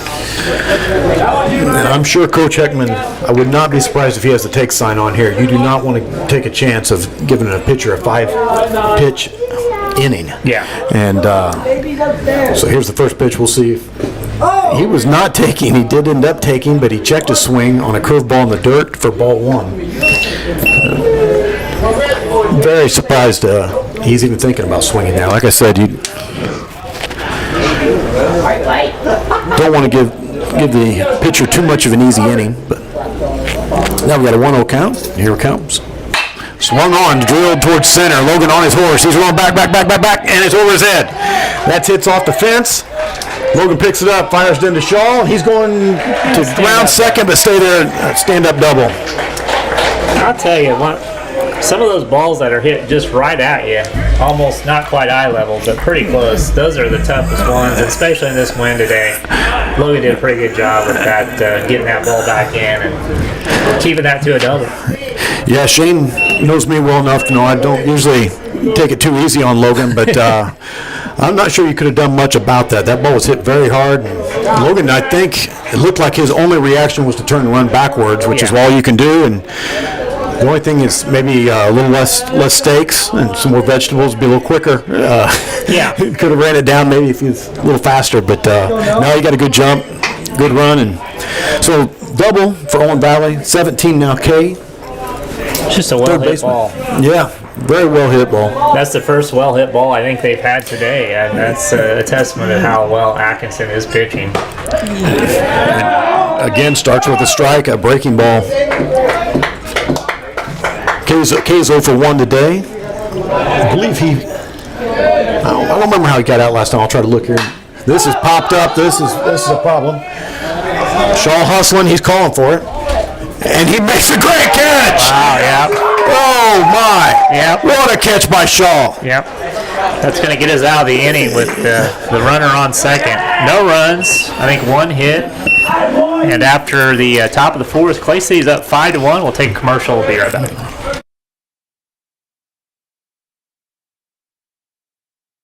For more than 35 years, online and through our branch office locations, Ruoff Mortgage has helped people discover, finance, and move into their homes with confidence. From the moment you send in an application to the day you get the keys, Ruoff keeps things moving exceptionally fast. By sharing knowledge and professional guidance, Ruoff Mortgage helps people see the potential and excitement in the homeownership experience. Visit one of our convenient branch locations or get started online at ruoff.com.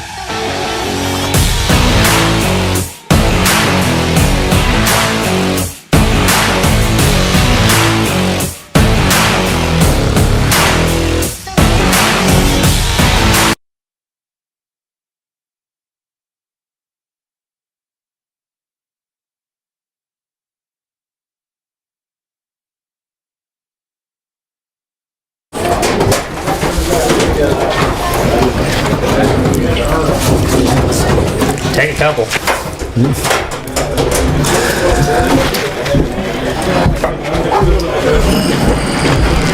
All right, we're back at Clay City. Logan Stolding leading things off. The Eels bottom half of the fourth. Heckman, the new pitcher. And the first pitch to Stolding upstairs for a ball.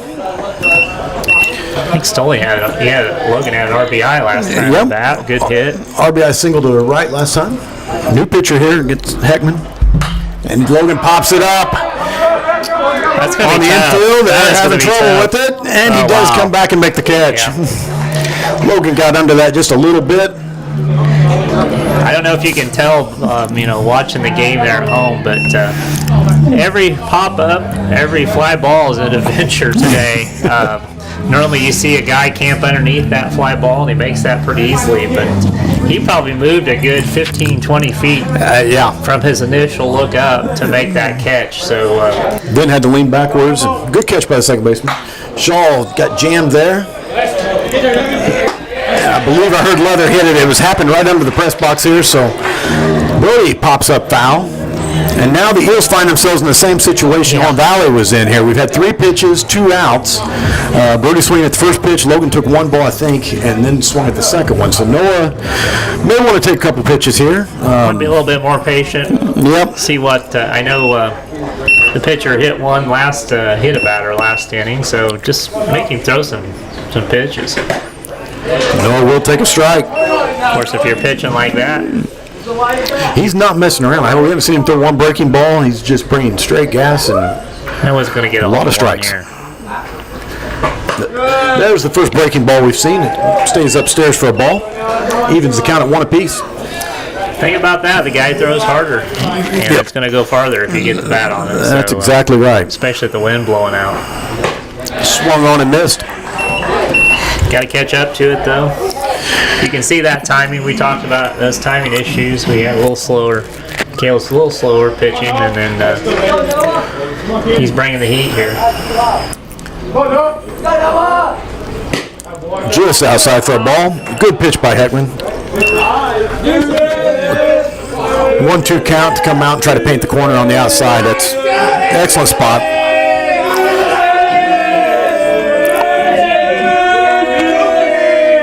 Swung on and hit hard towards left center. They're on their gap, but that's going to be in the gap. Noah heading towards second. He's going to be in there with a stand-up double. And there we go.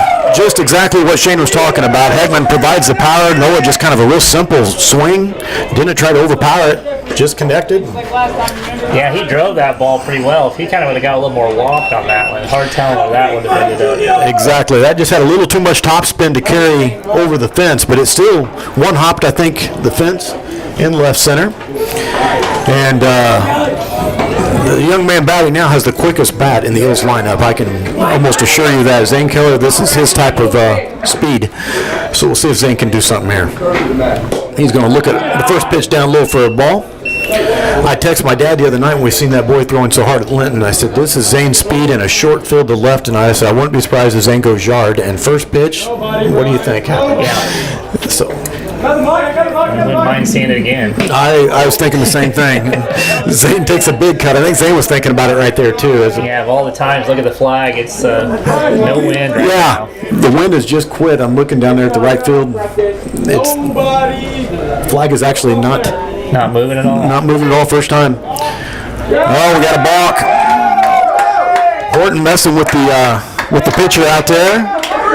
Again, Owen Valley's not really holding the runner at second. I did forget to announce that. Bryce Horton in to run for Noah Atkinson there. Noah's going to come in and rest up as he's probably going to stay on the mound, I would imagine. Yeah. So Bryce now gets to trot down to third. 2 away to Keller. In front of the Patriot bench. Oh, wow. Tough call there. There's a breaking ball at the very top of the zone. They gave him the strike on that. Zane doesn't agree. I can't say I do either from here, but I'm biased too. So. Base hit, scores 1. Pitch to Keller. Swung on and missed. Good curveball.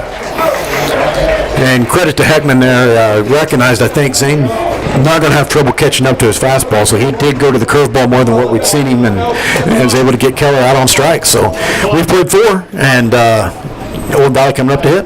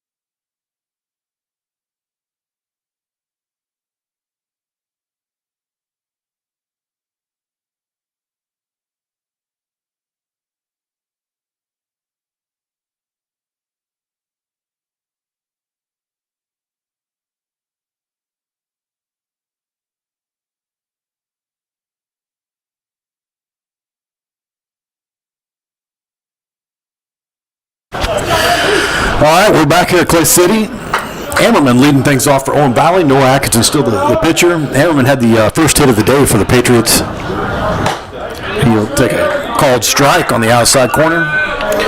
Atkinson remains very, very efficient. And the next pitch to Ammerman now. Swung on. This is popped up towards right center trouble. Bumgarner, a long ways to go. Coming in, he's got to let that drop in front of him. So leadoff single for Ammerman. He's 2 for 2 today. One of the few Patriots hitters Noah hasn't found a way to get out yet. And I believe we're going to see a runner here. Yeah, pinch runner comes in, number 5 for Owen Valley. That's Jaden Paget, yeah. senior.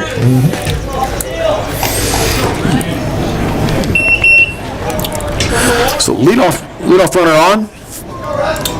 Nobody out. Eagles lead 5-1, top of the 5th inning. Number 14, Rhett Manuel, the Owen Valley hitter. He's 0 for 1 today. The first pitch, swung on, hit hard into the gap. Bumgarner's going to, trip and fall down. He does come to his feet. The throw misses the cutoff man, and they do hold the runner at third. Looked like Braden's feet just went out from under him there as he got to it to cut it off. I'm sure it's still a little wet out there in the outfield grass. But 2 hard hit balls in a row there, both to right center. And that brings the catcher, number 2, Douglas, up to bat. Maybe getting some of that timing down that we were talking about. And it's going to be up to Noah to kind of mix some things up here to keep these batters fooled a little bit. First pitch to Douglas, outside for a ball. So nobody out. Runners at second and third. Next pitch now. Down low for a ball, throw back down to third. Dreyer grabs it, but not able to get the tag. Yeah, that's kind of a risky play there. I mean, you let that ball go by, you're scoring a run. Runner's going to second and third, and don't need to compound something here that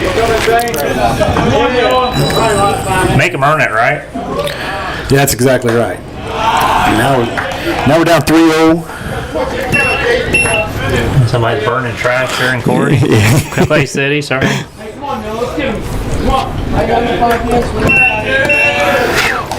So 3-0 pitch. I'm guessing Douglas will be looking at least one pitch here. He does look at that one. It's a called strike. 3-1. Lecoq on deck, and the top of the Patriots order is looming. So this is in the dirt. That's going to load the bases. Not a bad deal there. You got a force play at any base now with the bases loaded, no outs.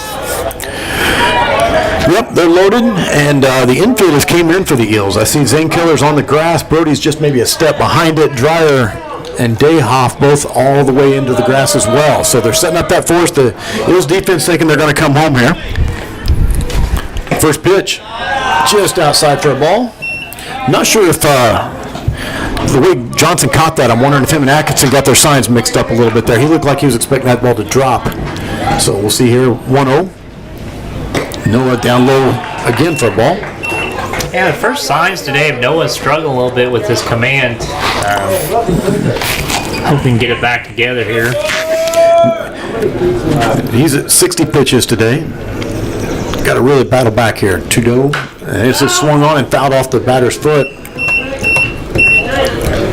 That would make the count 2 balls and a strike. Too bad that was a foul. That would have been probably an easy double play there. Yes. Wyatt with his speed probably could have came back and touched home plate and thrown it to first or for the 2 outs. But anyway, Lecoq up to bat. 2 balls, 1 strike. Big swing there by Lecoq. He seen it well, took a good cut at it a little bit early. Next pitch, Noah. Called strike on the inside corner.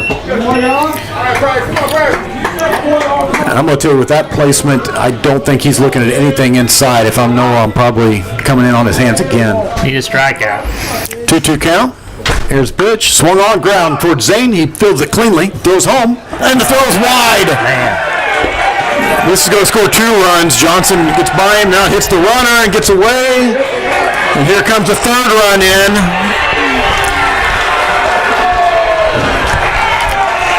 Plates 3 on a ground ball to Keller. He fielded it clean, but the throw came towards the Owen Valley dugout side. Johnson wasn't able to grab it, and it clears the bases on a ground ball to second. Plus, you don't get any outs there. Yep. I mean, just the errant throw there from Keller to home kind of rushed it a little bit. Makes this ball game Clay City 5 and Owen Valley 4, and they've got a runner on 3rd. Nobody out. Tying run is over there at 3rd, and Coach Shaw's going to come out and talk to everybody here at the pitcher circle. We're also at the dangerous spot in Owen Valley's lineup. The 2-hitter McDonald coming in, and got those 2, 3, 4 hitters.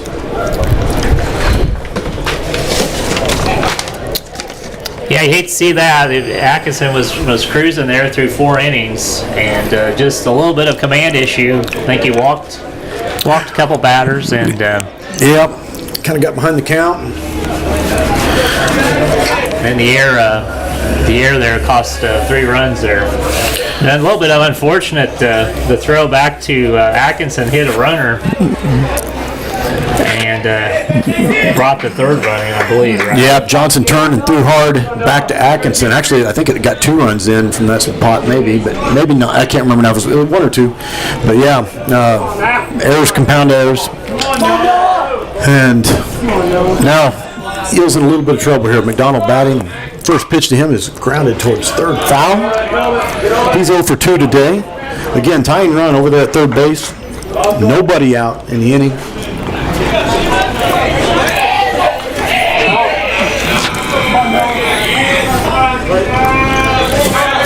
Now here's the 0-1 pitch to McDonald.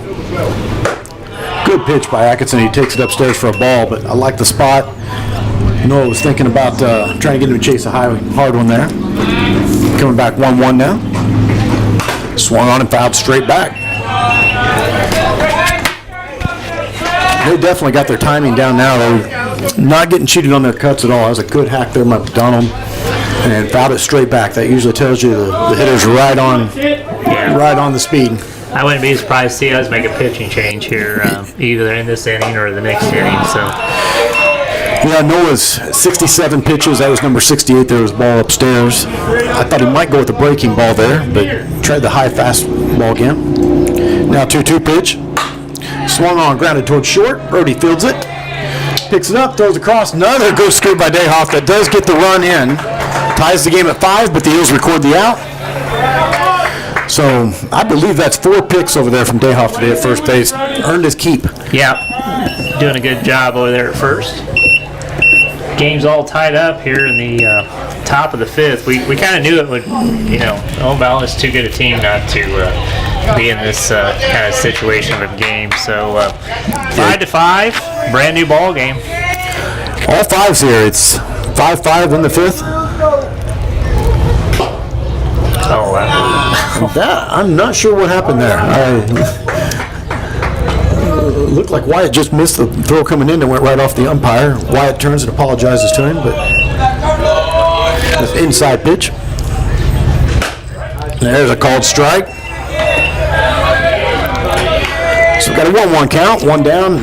Base paths are empty again. Torino's the batter for the Patriots.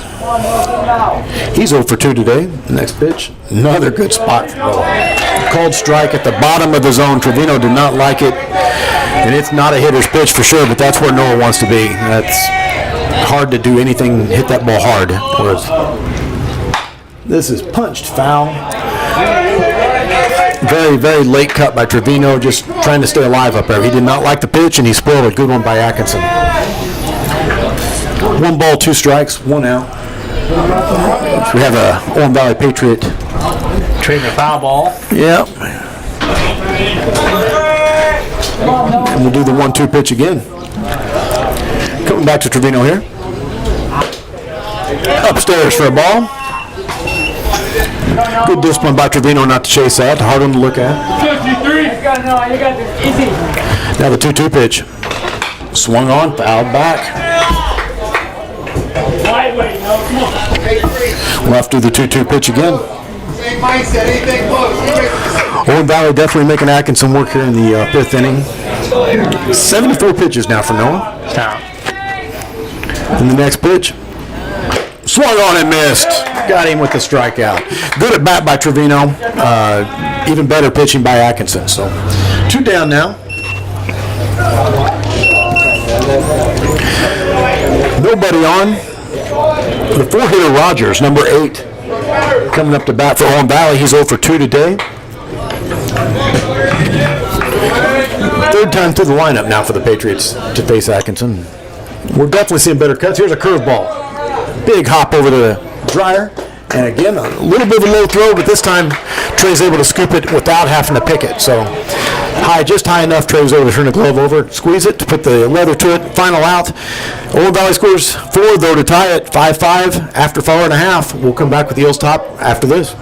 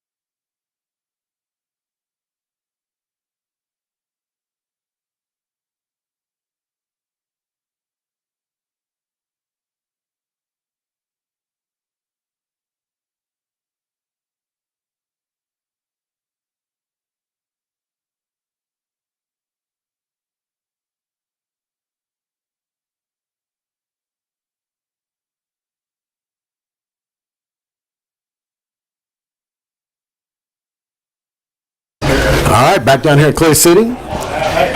Eels turn to bat in the 5th. Going to be led off by Wyatt Johnson, another Eel that has a quick bat, quick enough to get around on the hard-throwing Heckman. Owen Valley has brought him in last inning. He's already struck out, I believe, 2. And Johnson will lead things off for us. And he's going to look at one downstairs for a ball. I'm going to say a Mr. Obvious moment here, but, the Patriots had their share of errors there in the 1st and 2nd inning. We had our share of errors there in the 4th. So this is going to come down probably to, the last error. Whoever makes the last error is going to lose this game probably. So, and you hate to see that, but that's what baseball comes down to when you got 2 pretty good teams going at it here. It's pretty common. Usually those who make the least mistakes, walks, and errors. Wyatt takes a curve for a strike.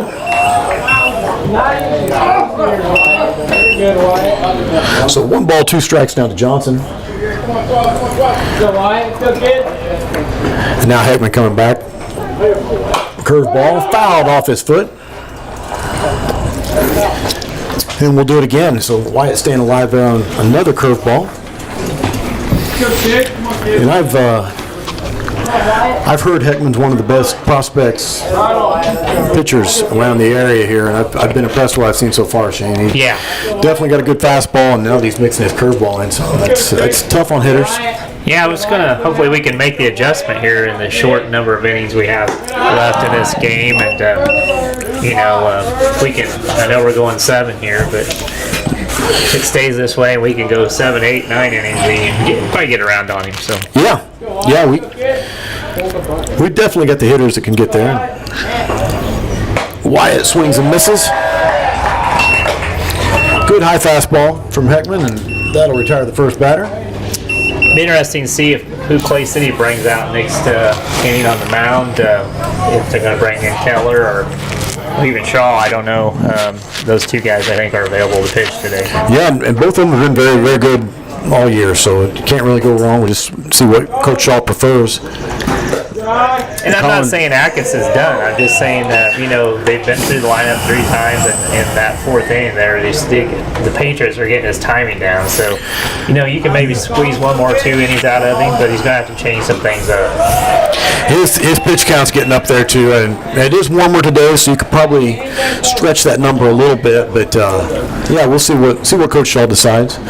Meantime, Dryer's falling behind the count 0-2, and see if he can battle back here. No, instead swing and a miss. And Heckman strikes him out on 3 straight. 2 down in the bottom of the 5th, right? Yes, bottom of the 5th, 2 away. And thanks. Bumgarner coming up to bat. He's 1 for 1 today. He drew a big walk and had a huge single to left to drive in, I believe, the 5th run for the Eels today.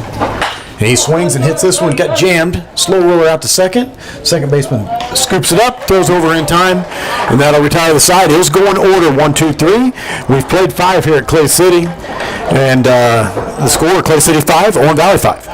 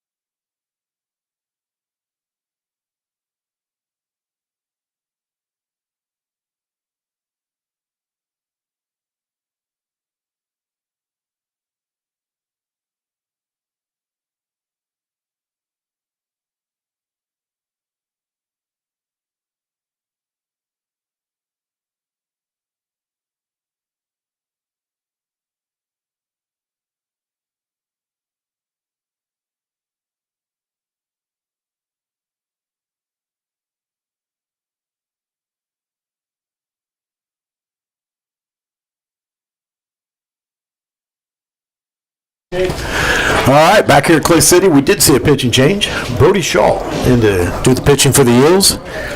So Noah's day is done. He threw 5 innings, gave up, I believe, just 1 earned run.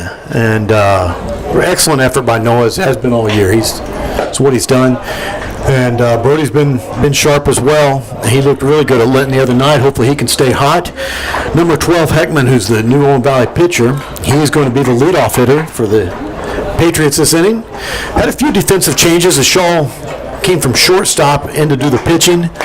Noah left the mound. He's going to go to third base. Keller went from second over to short, and Dryer from third over to second.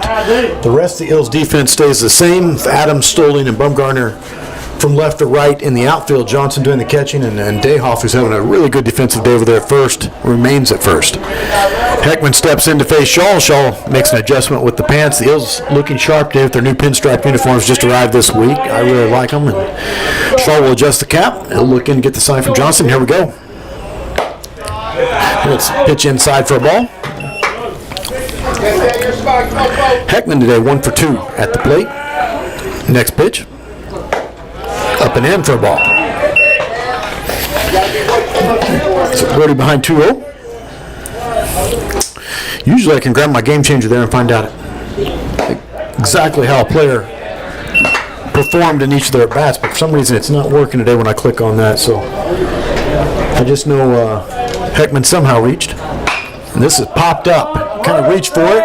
Dayhoff seems to have room over there, fighting the wind and the sun, and makes the catch in foul ground. That puts one away. Good start for Brody. Yeah, Dayhoff over there doing the old dance, you know, with the wind the way it is, and stayed underneath that one. That one didn't seem quite as bad. No, it didn't. Didn't move it on him. The sun may have been fighting him as much as the wind on that one. Yeah. 17K, the Owen Valley hitter. First pitch to him is inside for a ball. K 0 for 2 today. I believe this is the boy that hit a long strike over the fence earlier. That's up and in. And Brody behind 2-0. Nobody on. Next pitch. Swung on and fouled back towards the Eels dugout. That makes the count 2 balls, 1 strike. Now the K. Third baseman for the Patriots. Wind picking back up a little bit, blowing out there towards center. See the flags moving again. Brody tries a high fastball, no luck getting him to chase it. 3-1, I believe. One out. Hitters count here, 3-1. Swung on, big cut, fouled straight back. Okay, this young man, I'm guessing might be a football player for the Patriots as well. Looks like a strong young man. He's a junior. Took a big cut there. Here's the full count pitch. And Kay didn't know the count. That was ball 4, but umpire had to remind him there to take his base. So I think he wanted to hit it. Yeah, I think he did too. So runner at first, 1 away. Number 18, the DH. Well, I'm sorry, he's not the DH anymore. He's now over there at first base. But Ammerman, he's 2 for 2 today. Both hits to right center. I'd like to see Logan cheat over here a little bit. He's still playing left side, the left side of center a little bit, playing for the pull. But Ammerman with the inside out swing is knocked both of them towards right center today. And the next pitch, outside for a ball. Come on, bro, you got deep.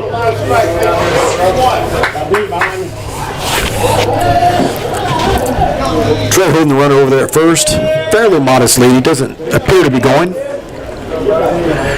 And the next pitch from Brody, grounded towards third. Oh! Came right up, Colin got used to him over there at third. Noah is the new third baseman. Noah went to field that clean. It went right up his glove and shot, I'm going to guess, 8-9 feet in the air. Yeah. And by the time it came back down, everybody was safe. So first and second, 1 down. Took a bad hop on him. Yeah, took a tricky hop. It was hit pretty well. 14 manual, the hitter. That will be an error charge to Atkinson. Next pitch, called strike 1. Yeah, we kind of need Shaw's going to have to bear down here, throw some strikes, see if we can get some outs here at the plate. Alleviate some of this pressure being put on by Owen Valley. Yeah. That swung on and missed. Manuel was out in front of that one. Swung early at a fastball, head came way out, took a big cut. Manuel, the left-handed hitter, 1 for 2 today. Had a nice hit his last time up. Here's the next pitch. Swung on and missed. That's what we needed. Needed that strikeout from Shaw and got it. Yeah. 2 outs. 2 down, first and second. Be big if Shaw can come back here and get a strikeout here and get us out of this inning. Absolutely. Douglas has reached base both times today. 1 hit, 1 walk. This is swung on and popped up, but it's going to be out of play behind us.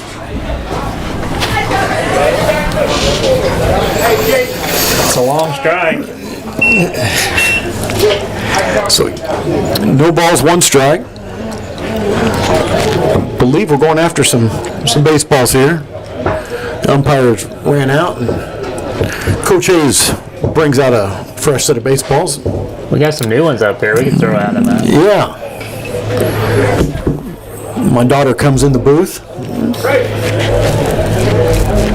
So Johnson and Shaw are talking things over, and the umpire's going to say, "Hey, that's enough, boys. Let's play baseball." So no balls, 1 strike. Runner at first, runner at second. So I check the runners here. We have Kay out there at second base. Ammerman at first. And my wife just sent me a text, said that just busted her windshield. That's not good. This is going to be tough to get to the end of the day. Yeah, and Ellie's showing me video proof of the windshield being busted. So, 1 ball, 1 strike. Just outside for a ball. So that runs count 2-1. 2 away. Coach Shaw reminding Brody it's 9 spot in the Owen Valley lineup. Not really wanting to let him earn a walk here. Make him earn it. Here's the 2-1 pitch. Upstairs for a ball. That gets away from Johnson. Throws down to third, but not in time. Both runners are going to advance. And now this spot's even more important with 2 runners in scoring position. 3-1, 3 balls, 1 strike, 2 outs. Runners on second and third. Number 9 hitter up. Definitely can't afford to walk this one. Rare pass ball there that just popped in and out of the glove of Johnson. Both runners take advantage, so see if Brody can get out of a jam here. 2 away. Hitter to count at 3-1. Brody coming back now. Pitch down low for a ball. That's going to load the bases for the second straight inning. The Patriots have had every base full. This time at least it's with 2 outs. Last inning we didn't have anybody out. But the leadoff hitter, Lecoq, number 4, is the Owen Valley hitter. Hills have a force at every bag. First pitch. Upstairs for a ball. Yeah, Shaw's struggled a little bit. Throwing strikes here. Defensive adjustment made by Johnson. This is swung on, hitting the air towards center. Logan on his horse. He's got a long ways to go, though, and he's not going to get there. That's in the gap. It's going to score at least 2. Here comes the 3rd run, and he's going to be safe as well. The double from Lecoq. Well hit ball. Right in the gap between right and center. Neither boy was going to get to that, and that clears the bases. Big 2-out double from Lecoq, and the Patriots now lead 8-5.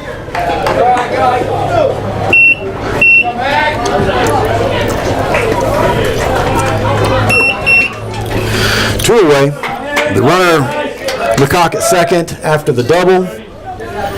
Number 27, McDonald, new Patriots hitter.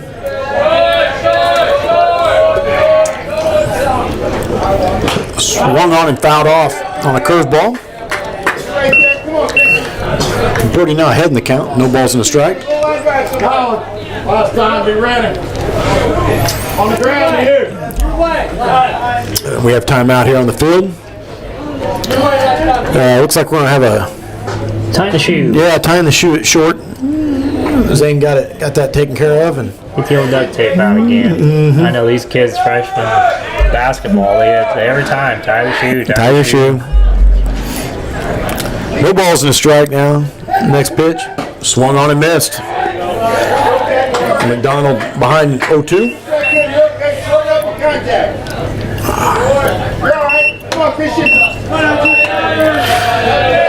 So now no balls, 2 strikes to McDonald. Here comes the pitch. Swung on and missed. So Shaw gets the strikeout. That's the final out.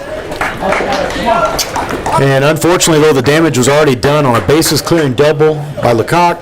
That makes the score Owen Valley 8, Clay City 5. Clay City coming up to bat in their half of the 6th.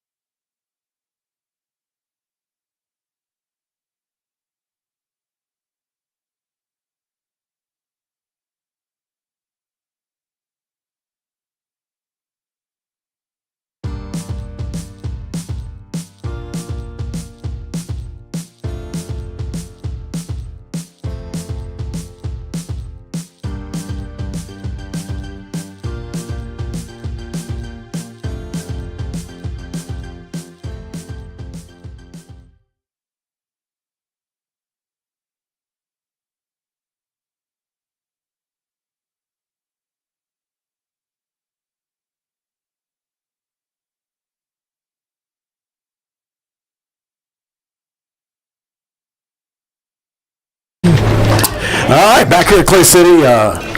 Eagles now find themselves down for the first time today. They're trailing 8-5 against Owen Valley. The new Owen Valley pitcher, Rhett Heckman, has not surrendered a run since he came in and relieved the starter, Kale. So the Eagles are going to have to find a way to get to him. Caden Sawyer is going to be the first one to try to crack that code. He's leading things off here in the bottom half of the 6th. Eagles down to 6 outs here. And a lot easier to cut into a 3-run lead if they can chip away maybe a little before. So Yeah. see if we can get the leadoff man on and make some things happen here. First pitch to Sawyer. In the dirt for a ball. Yeah, it's unfortunate, that that top of the 4th is probably going to come back to haunt us there with that error that we caused 3 runs to come in on that. That's going to be huge here in this game. But hey, we got 6 outs to go. There's no sense that Clay City can't come back and win this one. That's exactly right. So we'll see what we can do here. And the Eagles have made comeback from farther down than 3 against Park Heritage the other night. I believe they were down 4 or 5, and was able to come back and take the lead 1 inning later. So it's not something that's brand new to them. Let's go, kid! Swung on and missed. Sawyer's retired on strikes.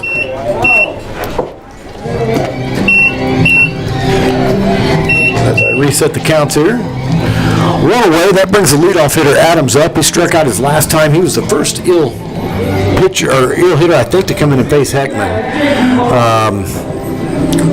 Heckman hit Sawyer as soon as he came in. Yeah. Sawyer headed down to first, and then Adams struck out. So here we go with 1 away.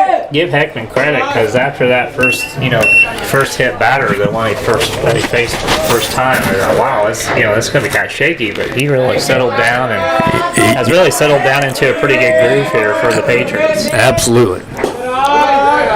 Adams takes down low for a ball. I believe that gets Adams ahead now in the count 2-0. And Wyatt takes a look down there at Coach Shaw, see if Coach Shaw's giving him the green light here on 2-0. He did, swung on and fouled it. Give Wyatt a lot of credit. I love to see kids make adjustments. Wyatt was late first time he faced Heckman on all 3 pitches, and ended up out on strikes. That time he was out ahead. He made an adjustment in the at-bat, learned from it. I always give kids credit for that. Failure is part of the game, but it doesn't mean we have to fail the same way. I get on my kids' chain. When this free throw short, and then we come back and miss free throw short again. Yeah.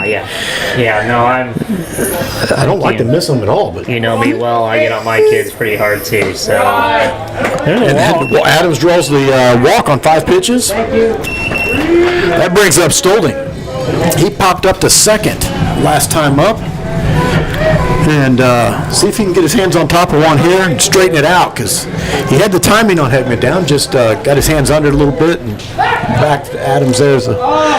I'd make you throw some pitches too. That's the first walk we've seen. A little bit of his command not being quite what it was. Absolutely. Just be patient here. And Adams is picked off.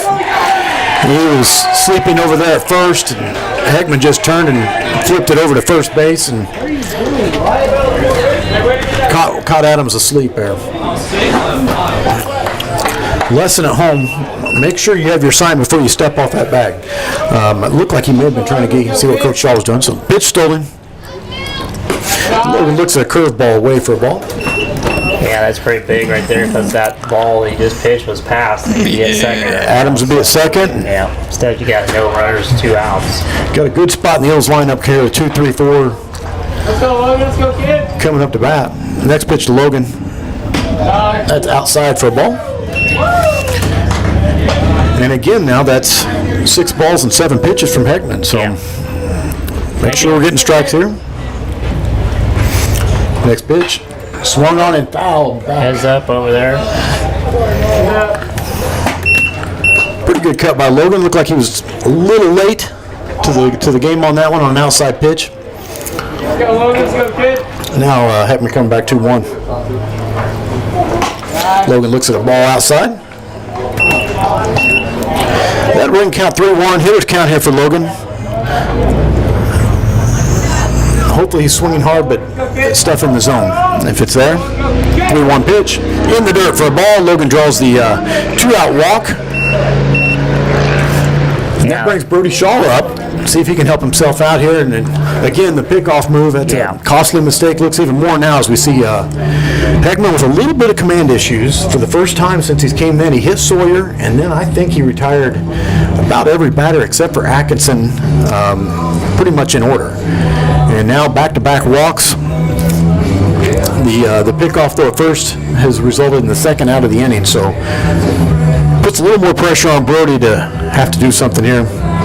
As Coach Heckman's going to come out and talk to Rhett, check on him, make sure he's okay.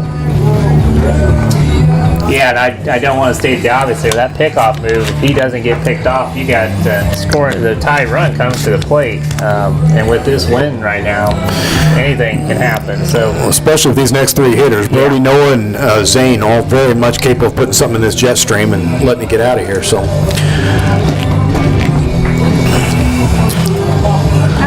All right, so Logan Stolen at first base.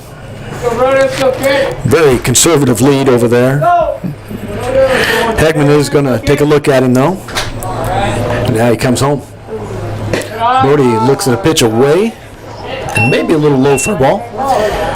And again, that's 2 strikes in the last, I believe, 10 pitches. 10 pitches, yeah. Yeah, he's struggling with his command right now, which we didn't see that in the last innings, but let's don't get caught sleeping over there again. So yeah, Stolding dives back ahead of the pickoff by Heckman. He's in there safely, and now coming back to Shaw. Swung on and hit foul. Brody had a pitch up and in there, I think. Yeah, 1-1. Yeah, the ball there maybe swung on a ball, but he might have chased one. That's why I was looking at it. It looked more like a defensive swing. But at any rate, it's 1 ball, 1 strike to Brody. Stolding down there at first base. Heckman comes set. And coming home. And this is hit hard towards left. It's deep. Left fielder going back. It's over his head. It's down. Stolding coming to third. He's going to try to score, and he's going to be up. The throw came in above the cutoff man. Stolding slides anyway to get his uniform dirty, I guess. Can't really justify it for any other reason. So no play on him, but the big hit by Shaw, and that, again, as Shane's pointed out, that's even more costly now with the pickoff there ahead of the double by Shaw. But Brody just missed a 2-run shot there. I think he got it actually on the handle a little bit and still managed to hit that to the warning track. He had it on the warning track there, but that wind sure carries that ball today, and we've been saying that all along that left and center field to the left there is going to have a rough time with that wind. So Atkinson now represents the tying run. Shaw at second, 2 away. Noah had a good hit off Heckman last time, and he looks at a fastball inside for a ball. He struggled with his command a little bit, and then when he does throw strikes, he seems to be living a little bit over the plate, so maybe Atkinson can line one up here. Absolutely. Swung on and missed. Good cut by Noah. Just a little late there. Again, Noah doubled last time to left center. Real hard hit ball. That was off Heckman in the 4th inning. And the next pitch, it's a curveball away.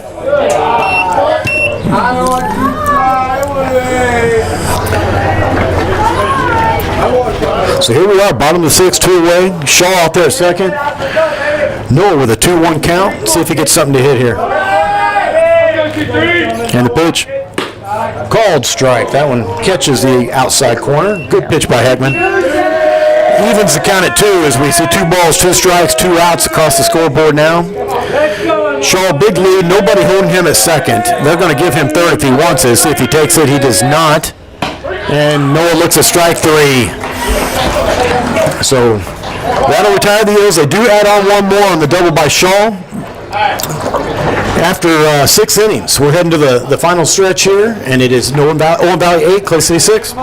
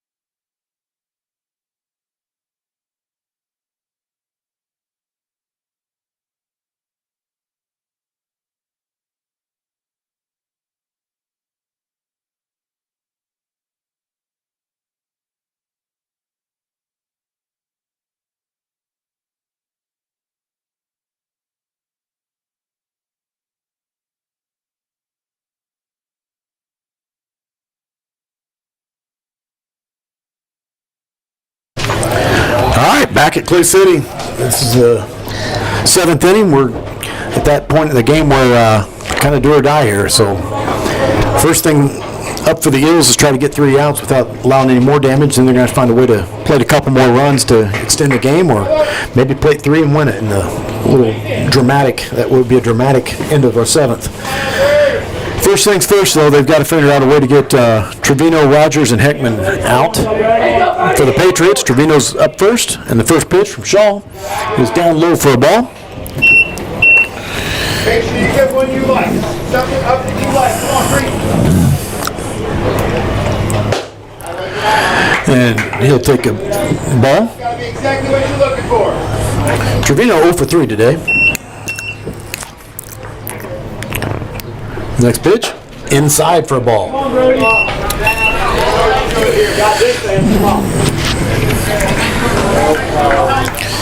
The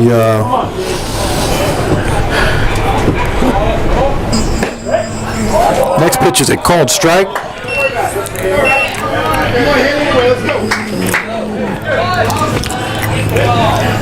Trevino thought maybe that was a little low, but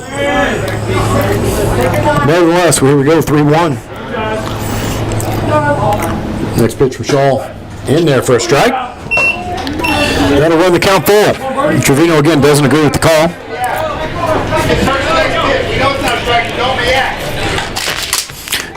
See if he calls for time at the plate. No, he doesn't this time.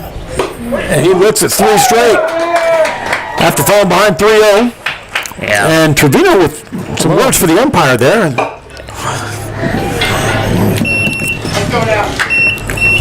I always tell some kids, try to keep your mouth shut sometimes, because in that call, you're not going to get it. And That's I right. think that's exactly what happened there. May have not helped himself out there, so we'll see. This is hit hard towards center. Stoling is going to play it off a hop. And that's a 1-out single. Pretty good hit ball for there. Rogers. Right at him. I thought maybe Logan should have dove, but if he does, that thing could get to the fence. Yeah. Now you got somebody in scoring position, so maybe best to play it off a hop there. And again, that ball was hit right at eye level, right to you, and those are the toughest ones to judge. It was sinking fast and Stolen a little deeper with the wind blowing out tonight, as he probably needs to be. So number 12, Heckman, the Owen Valley hitter, he'll look at a ball. Meantime, Johnson's going to throw back towards first. Good throw. Tag a little late there as Rogers slides back in safely. Still, the way we've been throwing the ball around today, you kind of cringe when you see that going down there. That ball gets past. He's at probably third. There's a ball down low. Count now runs to 2-0. Brody not as efficient as what we've seen most of the year this year. He's been just off the zone a little more than usual. Now the 2-0 pitch. There's a called strike. Again, another snap throw by Johnson down to first. And Rogers back in plenty of time. The pitch at the plate was a called strike. And it's 2-1 now to the pitcher, Heckman.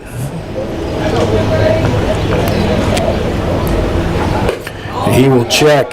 Thought about chasing one upstairs. They'll ask the field umpire, and he agrees with me that he didn't go. Heckman did not go. But if you're Johnson, you gotta see if he's paying attention. Yep. Gamesmanship is I think what they call that. So 3 balls, 1 strike, and that's outside to Heckman, and whoa! Johnson fires it back to Brody, who's not watching. We have first and second, and a courtesy runner coming in for the pitcher Heckman. We'll reset the count here. First and second, 1 out. We definitely cannot afford for them to give up another run here. It's going to be tough enough the way it is in the bottom of the 7th. Runs are hard to come by against Heckman, so you do not want to have to come by for any farther of a hole than what we're already in, down 2. We've seen Ellen Valley make some errors there in the first and second inning, so it's not unlikely, but normally a good program like this, once they get a handle on it, you're not probably going to see too many more errors like that. That's exactly right. They're a fundamentally solid baseball team. And there's a good breaking ball called strike from Brody. Good to see him starting off K with a strike. A little easier for a pitcher if he gets ahead in the count. 1 down. Runners the first and second. K the hitter. And the next pitch from Shaw. Swung on and line off the glove of Atkinson. Keller tracks it down, but not before all 3 runners safely reach their next destination.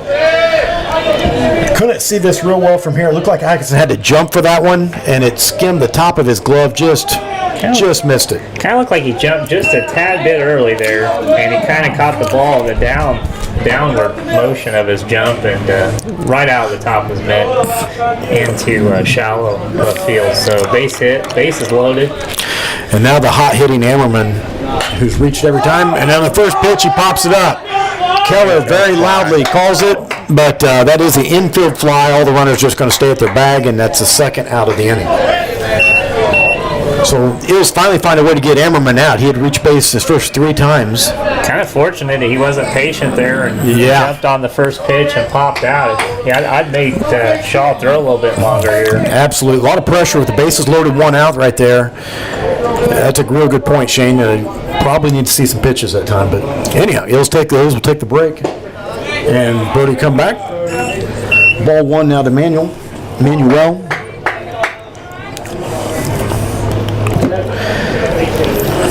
I believe he's reached base a couple times as well today. I'm sorry, 1 time today.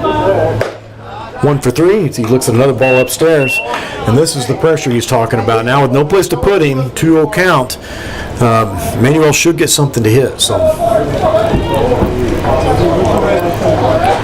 2 balls, no strikes. Now the pitch from Shaw. Upstairs for a ball. 3-0? Yep, 3-0 count. No place to put him. Brody needs a strike right here. And he gets one. There's a pretty good gust of wind there. Yeah, as the 8 hitter here, I think I'm probably looking at another one. I'm going to make Shaw throw 3 in a row. Yeah. Doubt if Manuel will be swinging here, but we'll see. Here comes that 3-1 pitch from Shaw. And he does check his swing. Johnson fires down to third. Rogers slides back in safely, and now we've ran the count full. And it's go time. Yeah. All base runners for Owen Valley are going to be in motion here as Shaw goes in motion home. Yeah, if you want any chance to come back, you've got to make this pitch right here. You got to execute, get me out. Here it comes. Swung on and missed. Big strikeout from Shaw after falling behind 3-0. Comes back with 3 straight and gets exactly what he needed, the out. So strap on those seat belts. We're going to come in and hopefully do something good here in the 7th inning. For more than 35 years, online and through our branch office locations, Ruoff Mortgage has helped people discover, finance, and move into their homes with confidence. From the moment you send in an application to the day you get the keys, Ruoff keeps things moving exceptionally fast. By sharing knowledge and professional guidance, Ruoff Mortgage helps people see the potential and excitement in the homeownership experience. Visit one of our convenient branch locations or get started online at ruoff.com.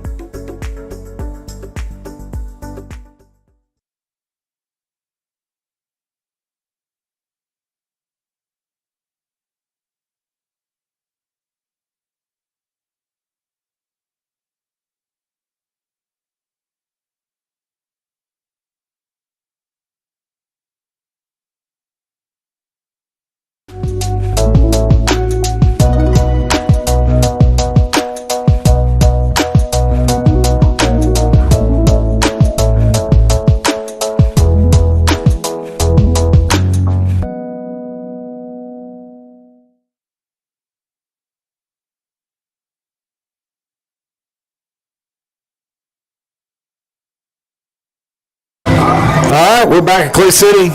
This is it, 7th inning. Keller's going to lead things off. Eels finally found a way to get one on the board last inning against Heckman. He's been hard to do much damage against. Very effective since he came in. As I said last time Zane came up, he's definitely got the bat speed to get around on this boy's hard fastball. So see if Zane can get us started. And at this point, you just need base runners. Any way you can find to get them on. Heckman did struggle with his command a little bit last inning. So see if Zane can have some patience here. Find a way to get on base. First pitch from Heckman. Up and in for a ball. Zane falls backwards, trying to get away from that one.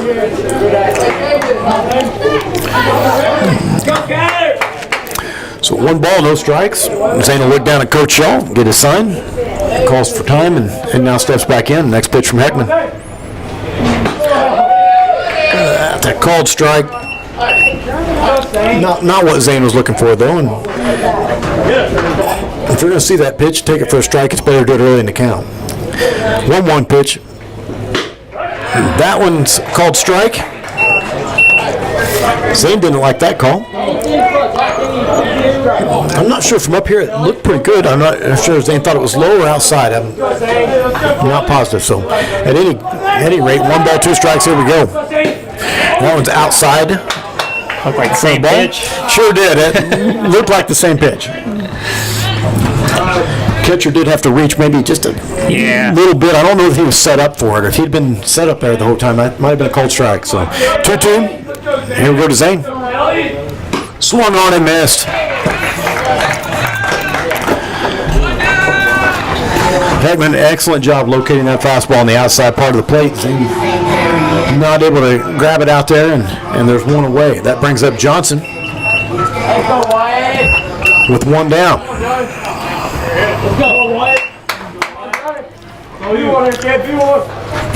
First pitch to Wyatt.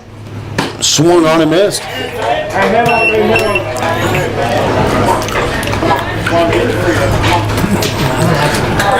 Wyatt's head came out on that swing. Big cut from Wyatt. Next pitch. Swung on. Dribbled foul out of play, or not out of play, sorry, but foul down the third baseline. Yeah, it was a curve, wasn't it? Yep, definitely got a breaking ball there, and Had to wait on it a little bit. and still out front. Wyatt stayed back, tried to wait, and then still yanked it foul. When you throw this hard, as Heckman does, you've got to be cheating a little bit to get the bat around. Another windshield, maybe? That could be. Yeah, hit the top of the car that time. At least didn't bust out the rest of my wife's windshield. One windshield down. Yeah. And here's the 0-2 to Johnson. Swung on and missed. Curveball. Good pitch by Heckman. Good curveball. And Colin Dreyer represents the Eels' last chance.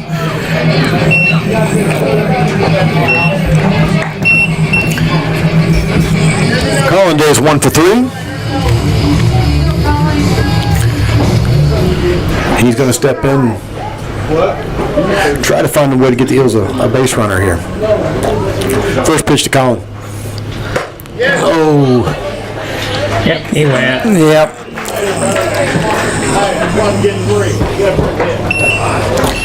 Yeah, kind of a defensive cut by Colin there. He didn't mean to go, but couldn't hold himself up. So the check swing goes around. And he's down 0-1. Next pitch. Called strike. Good curveball. And just like that, the Eels are down to the last strike. So see if Colin can battle back down 0-2. Next pitch by Heckman. Fouled off. Way hanging there. Yep. May have caught a break because he got that one in on his hands. It's a good pitch, and if he puts it in play, it's probably not going to be hit hard enough to get on base. So Dreyer able to foul it off. Next pitch. Curveball. Good eye. Good recognition by Colin. And 1 ball, 2 strikes, 2 outs here in the bottom of the 7th. Eels trailing 8-6.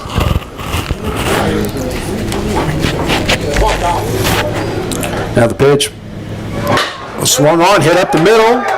Cut off by the shortstop. He turns, pivots around, and that goes past the first baseman. Yeah, Colin's going to stay there at first base. Good decision.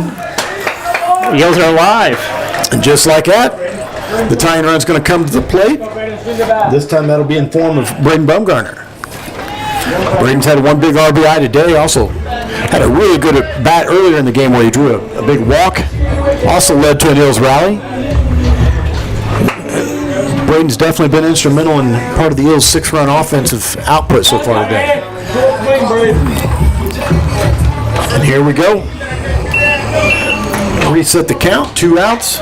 Eels trail 8-6. Colin Dreyer, runner at first. The hitter Braden Bumgarner, 1 for 2 on the day. And the first pitch. Swung on, called strike on the outside corner. Another good location by Heckman there. Good swinger on deck. Yeah. Keep it going here.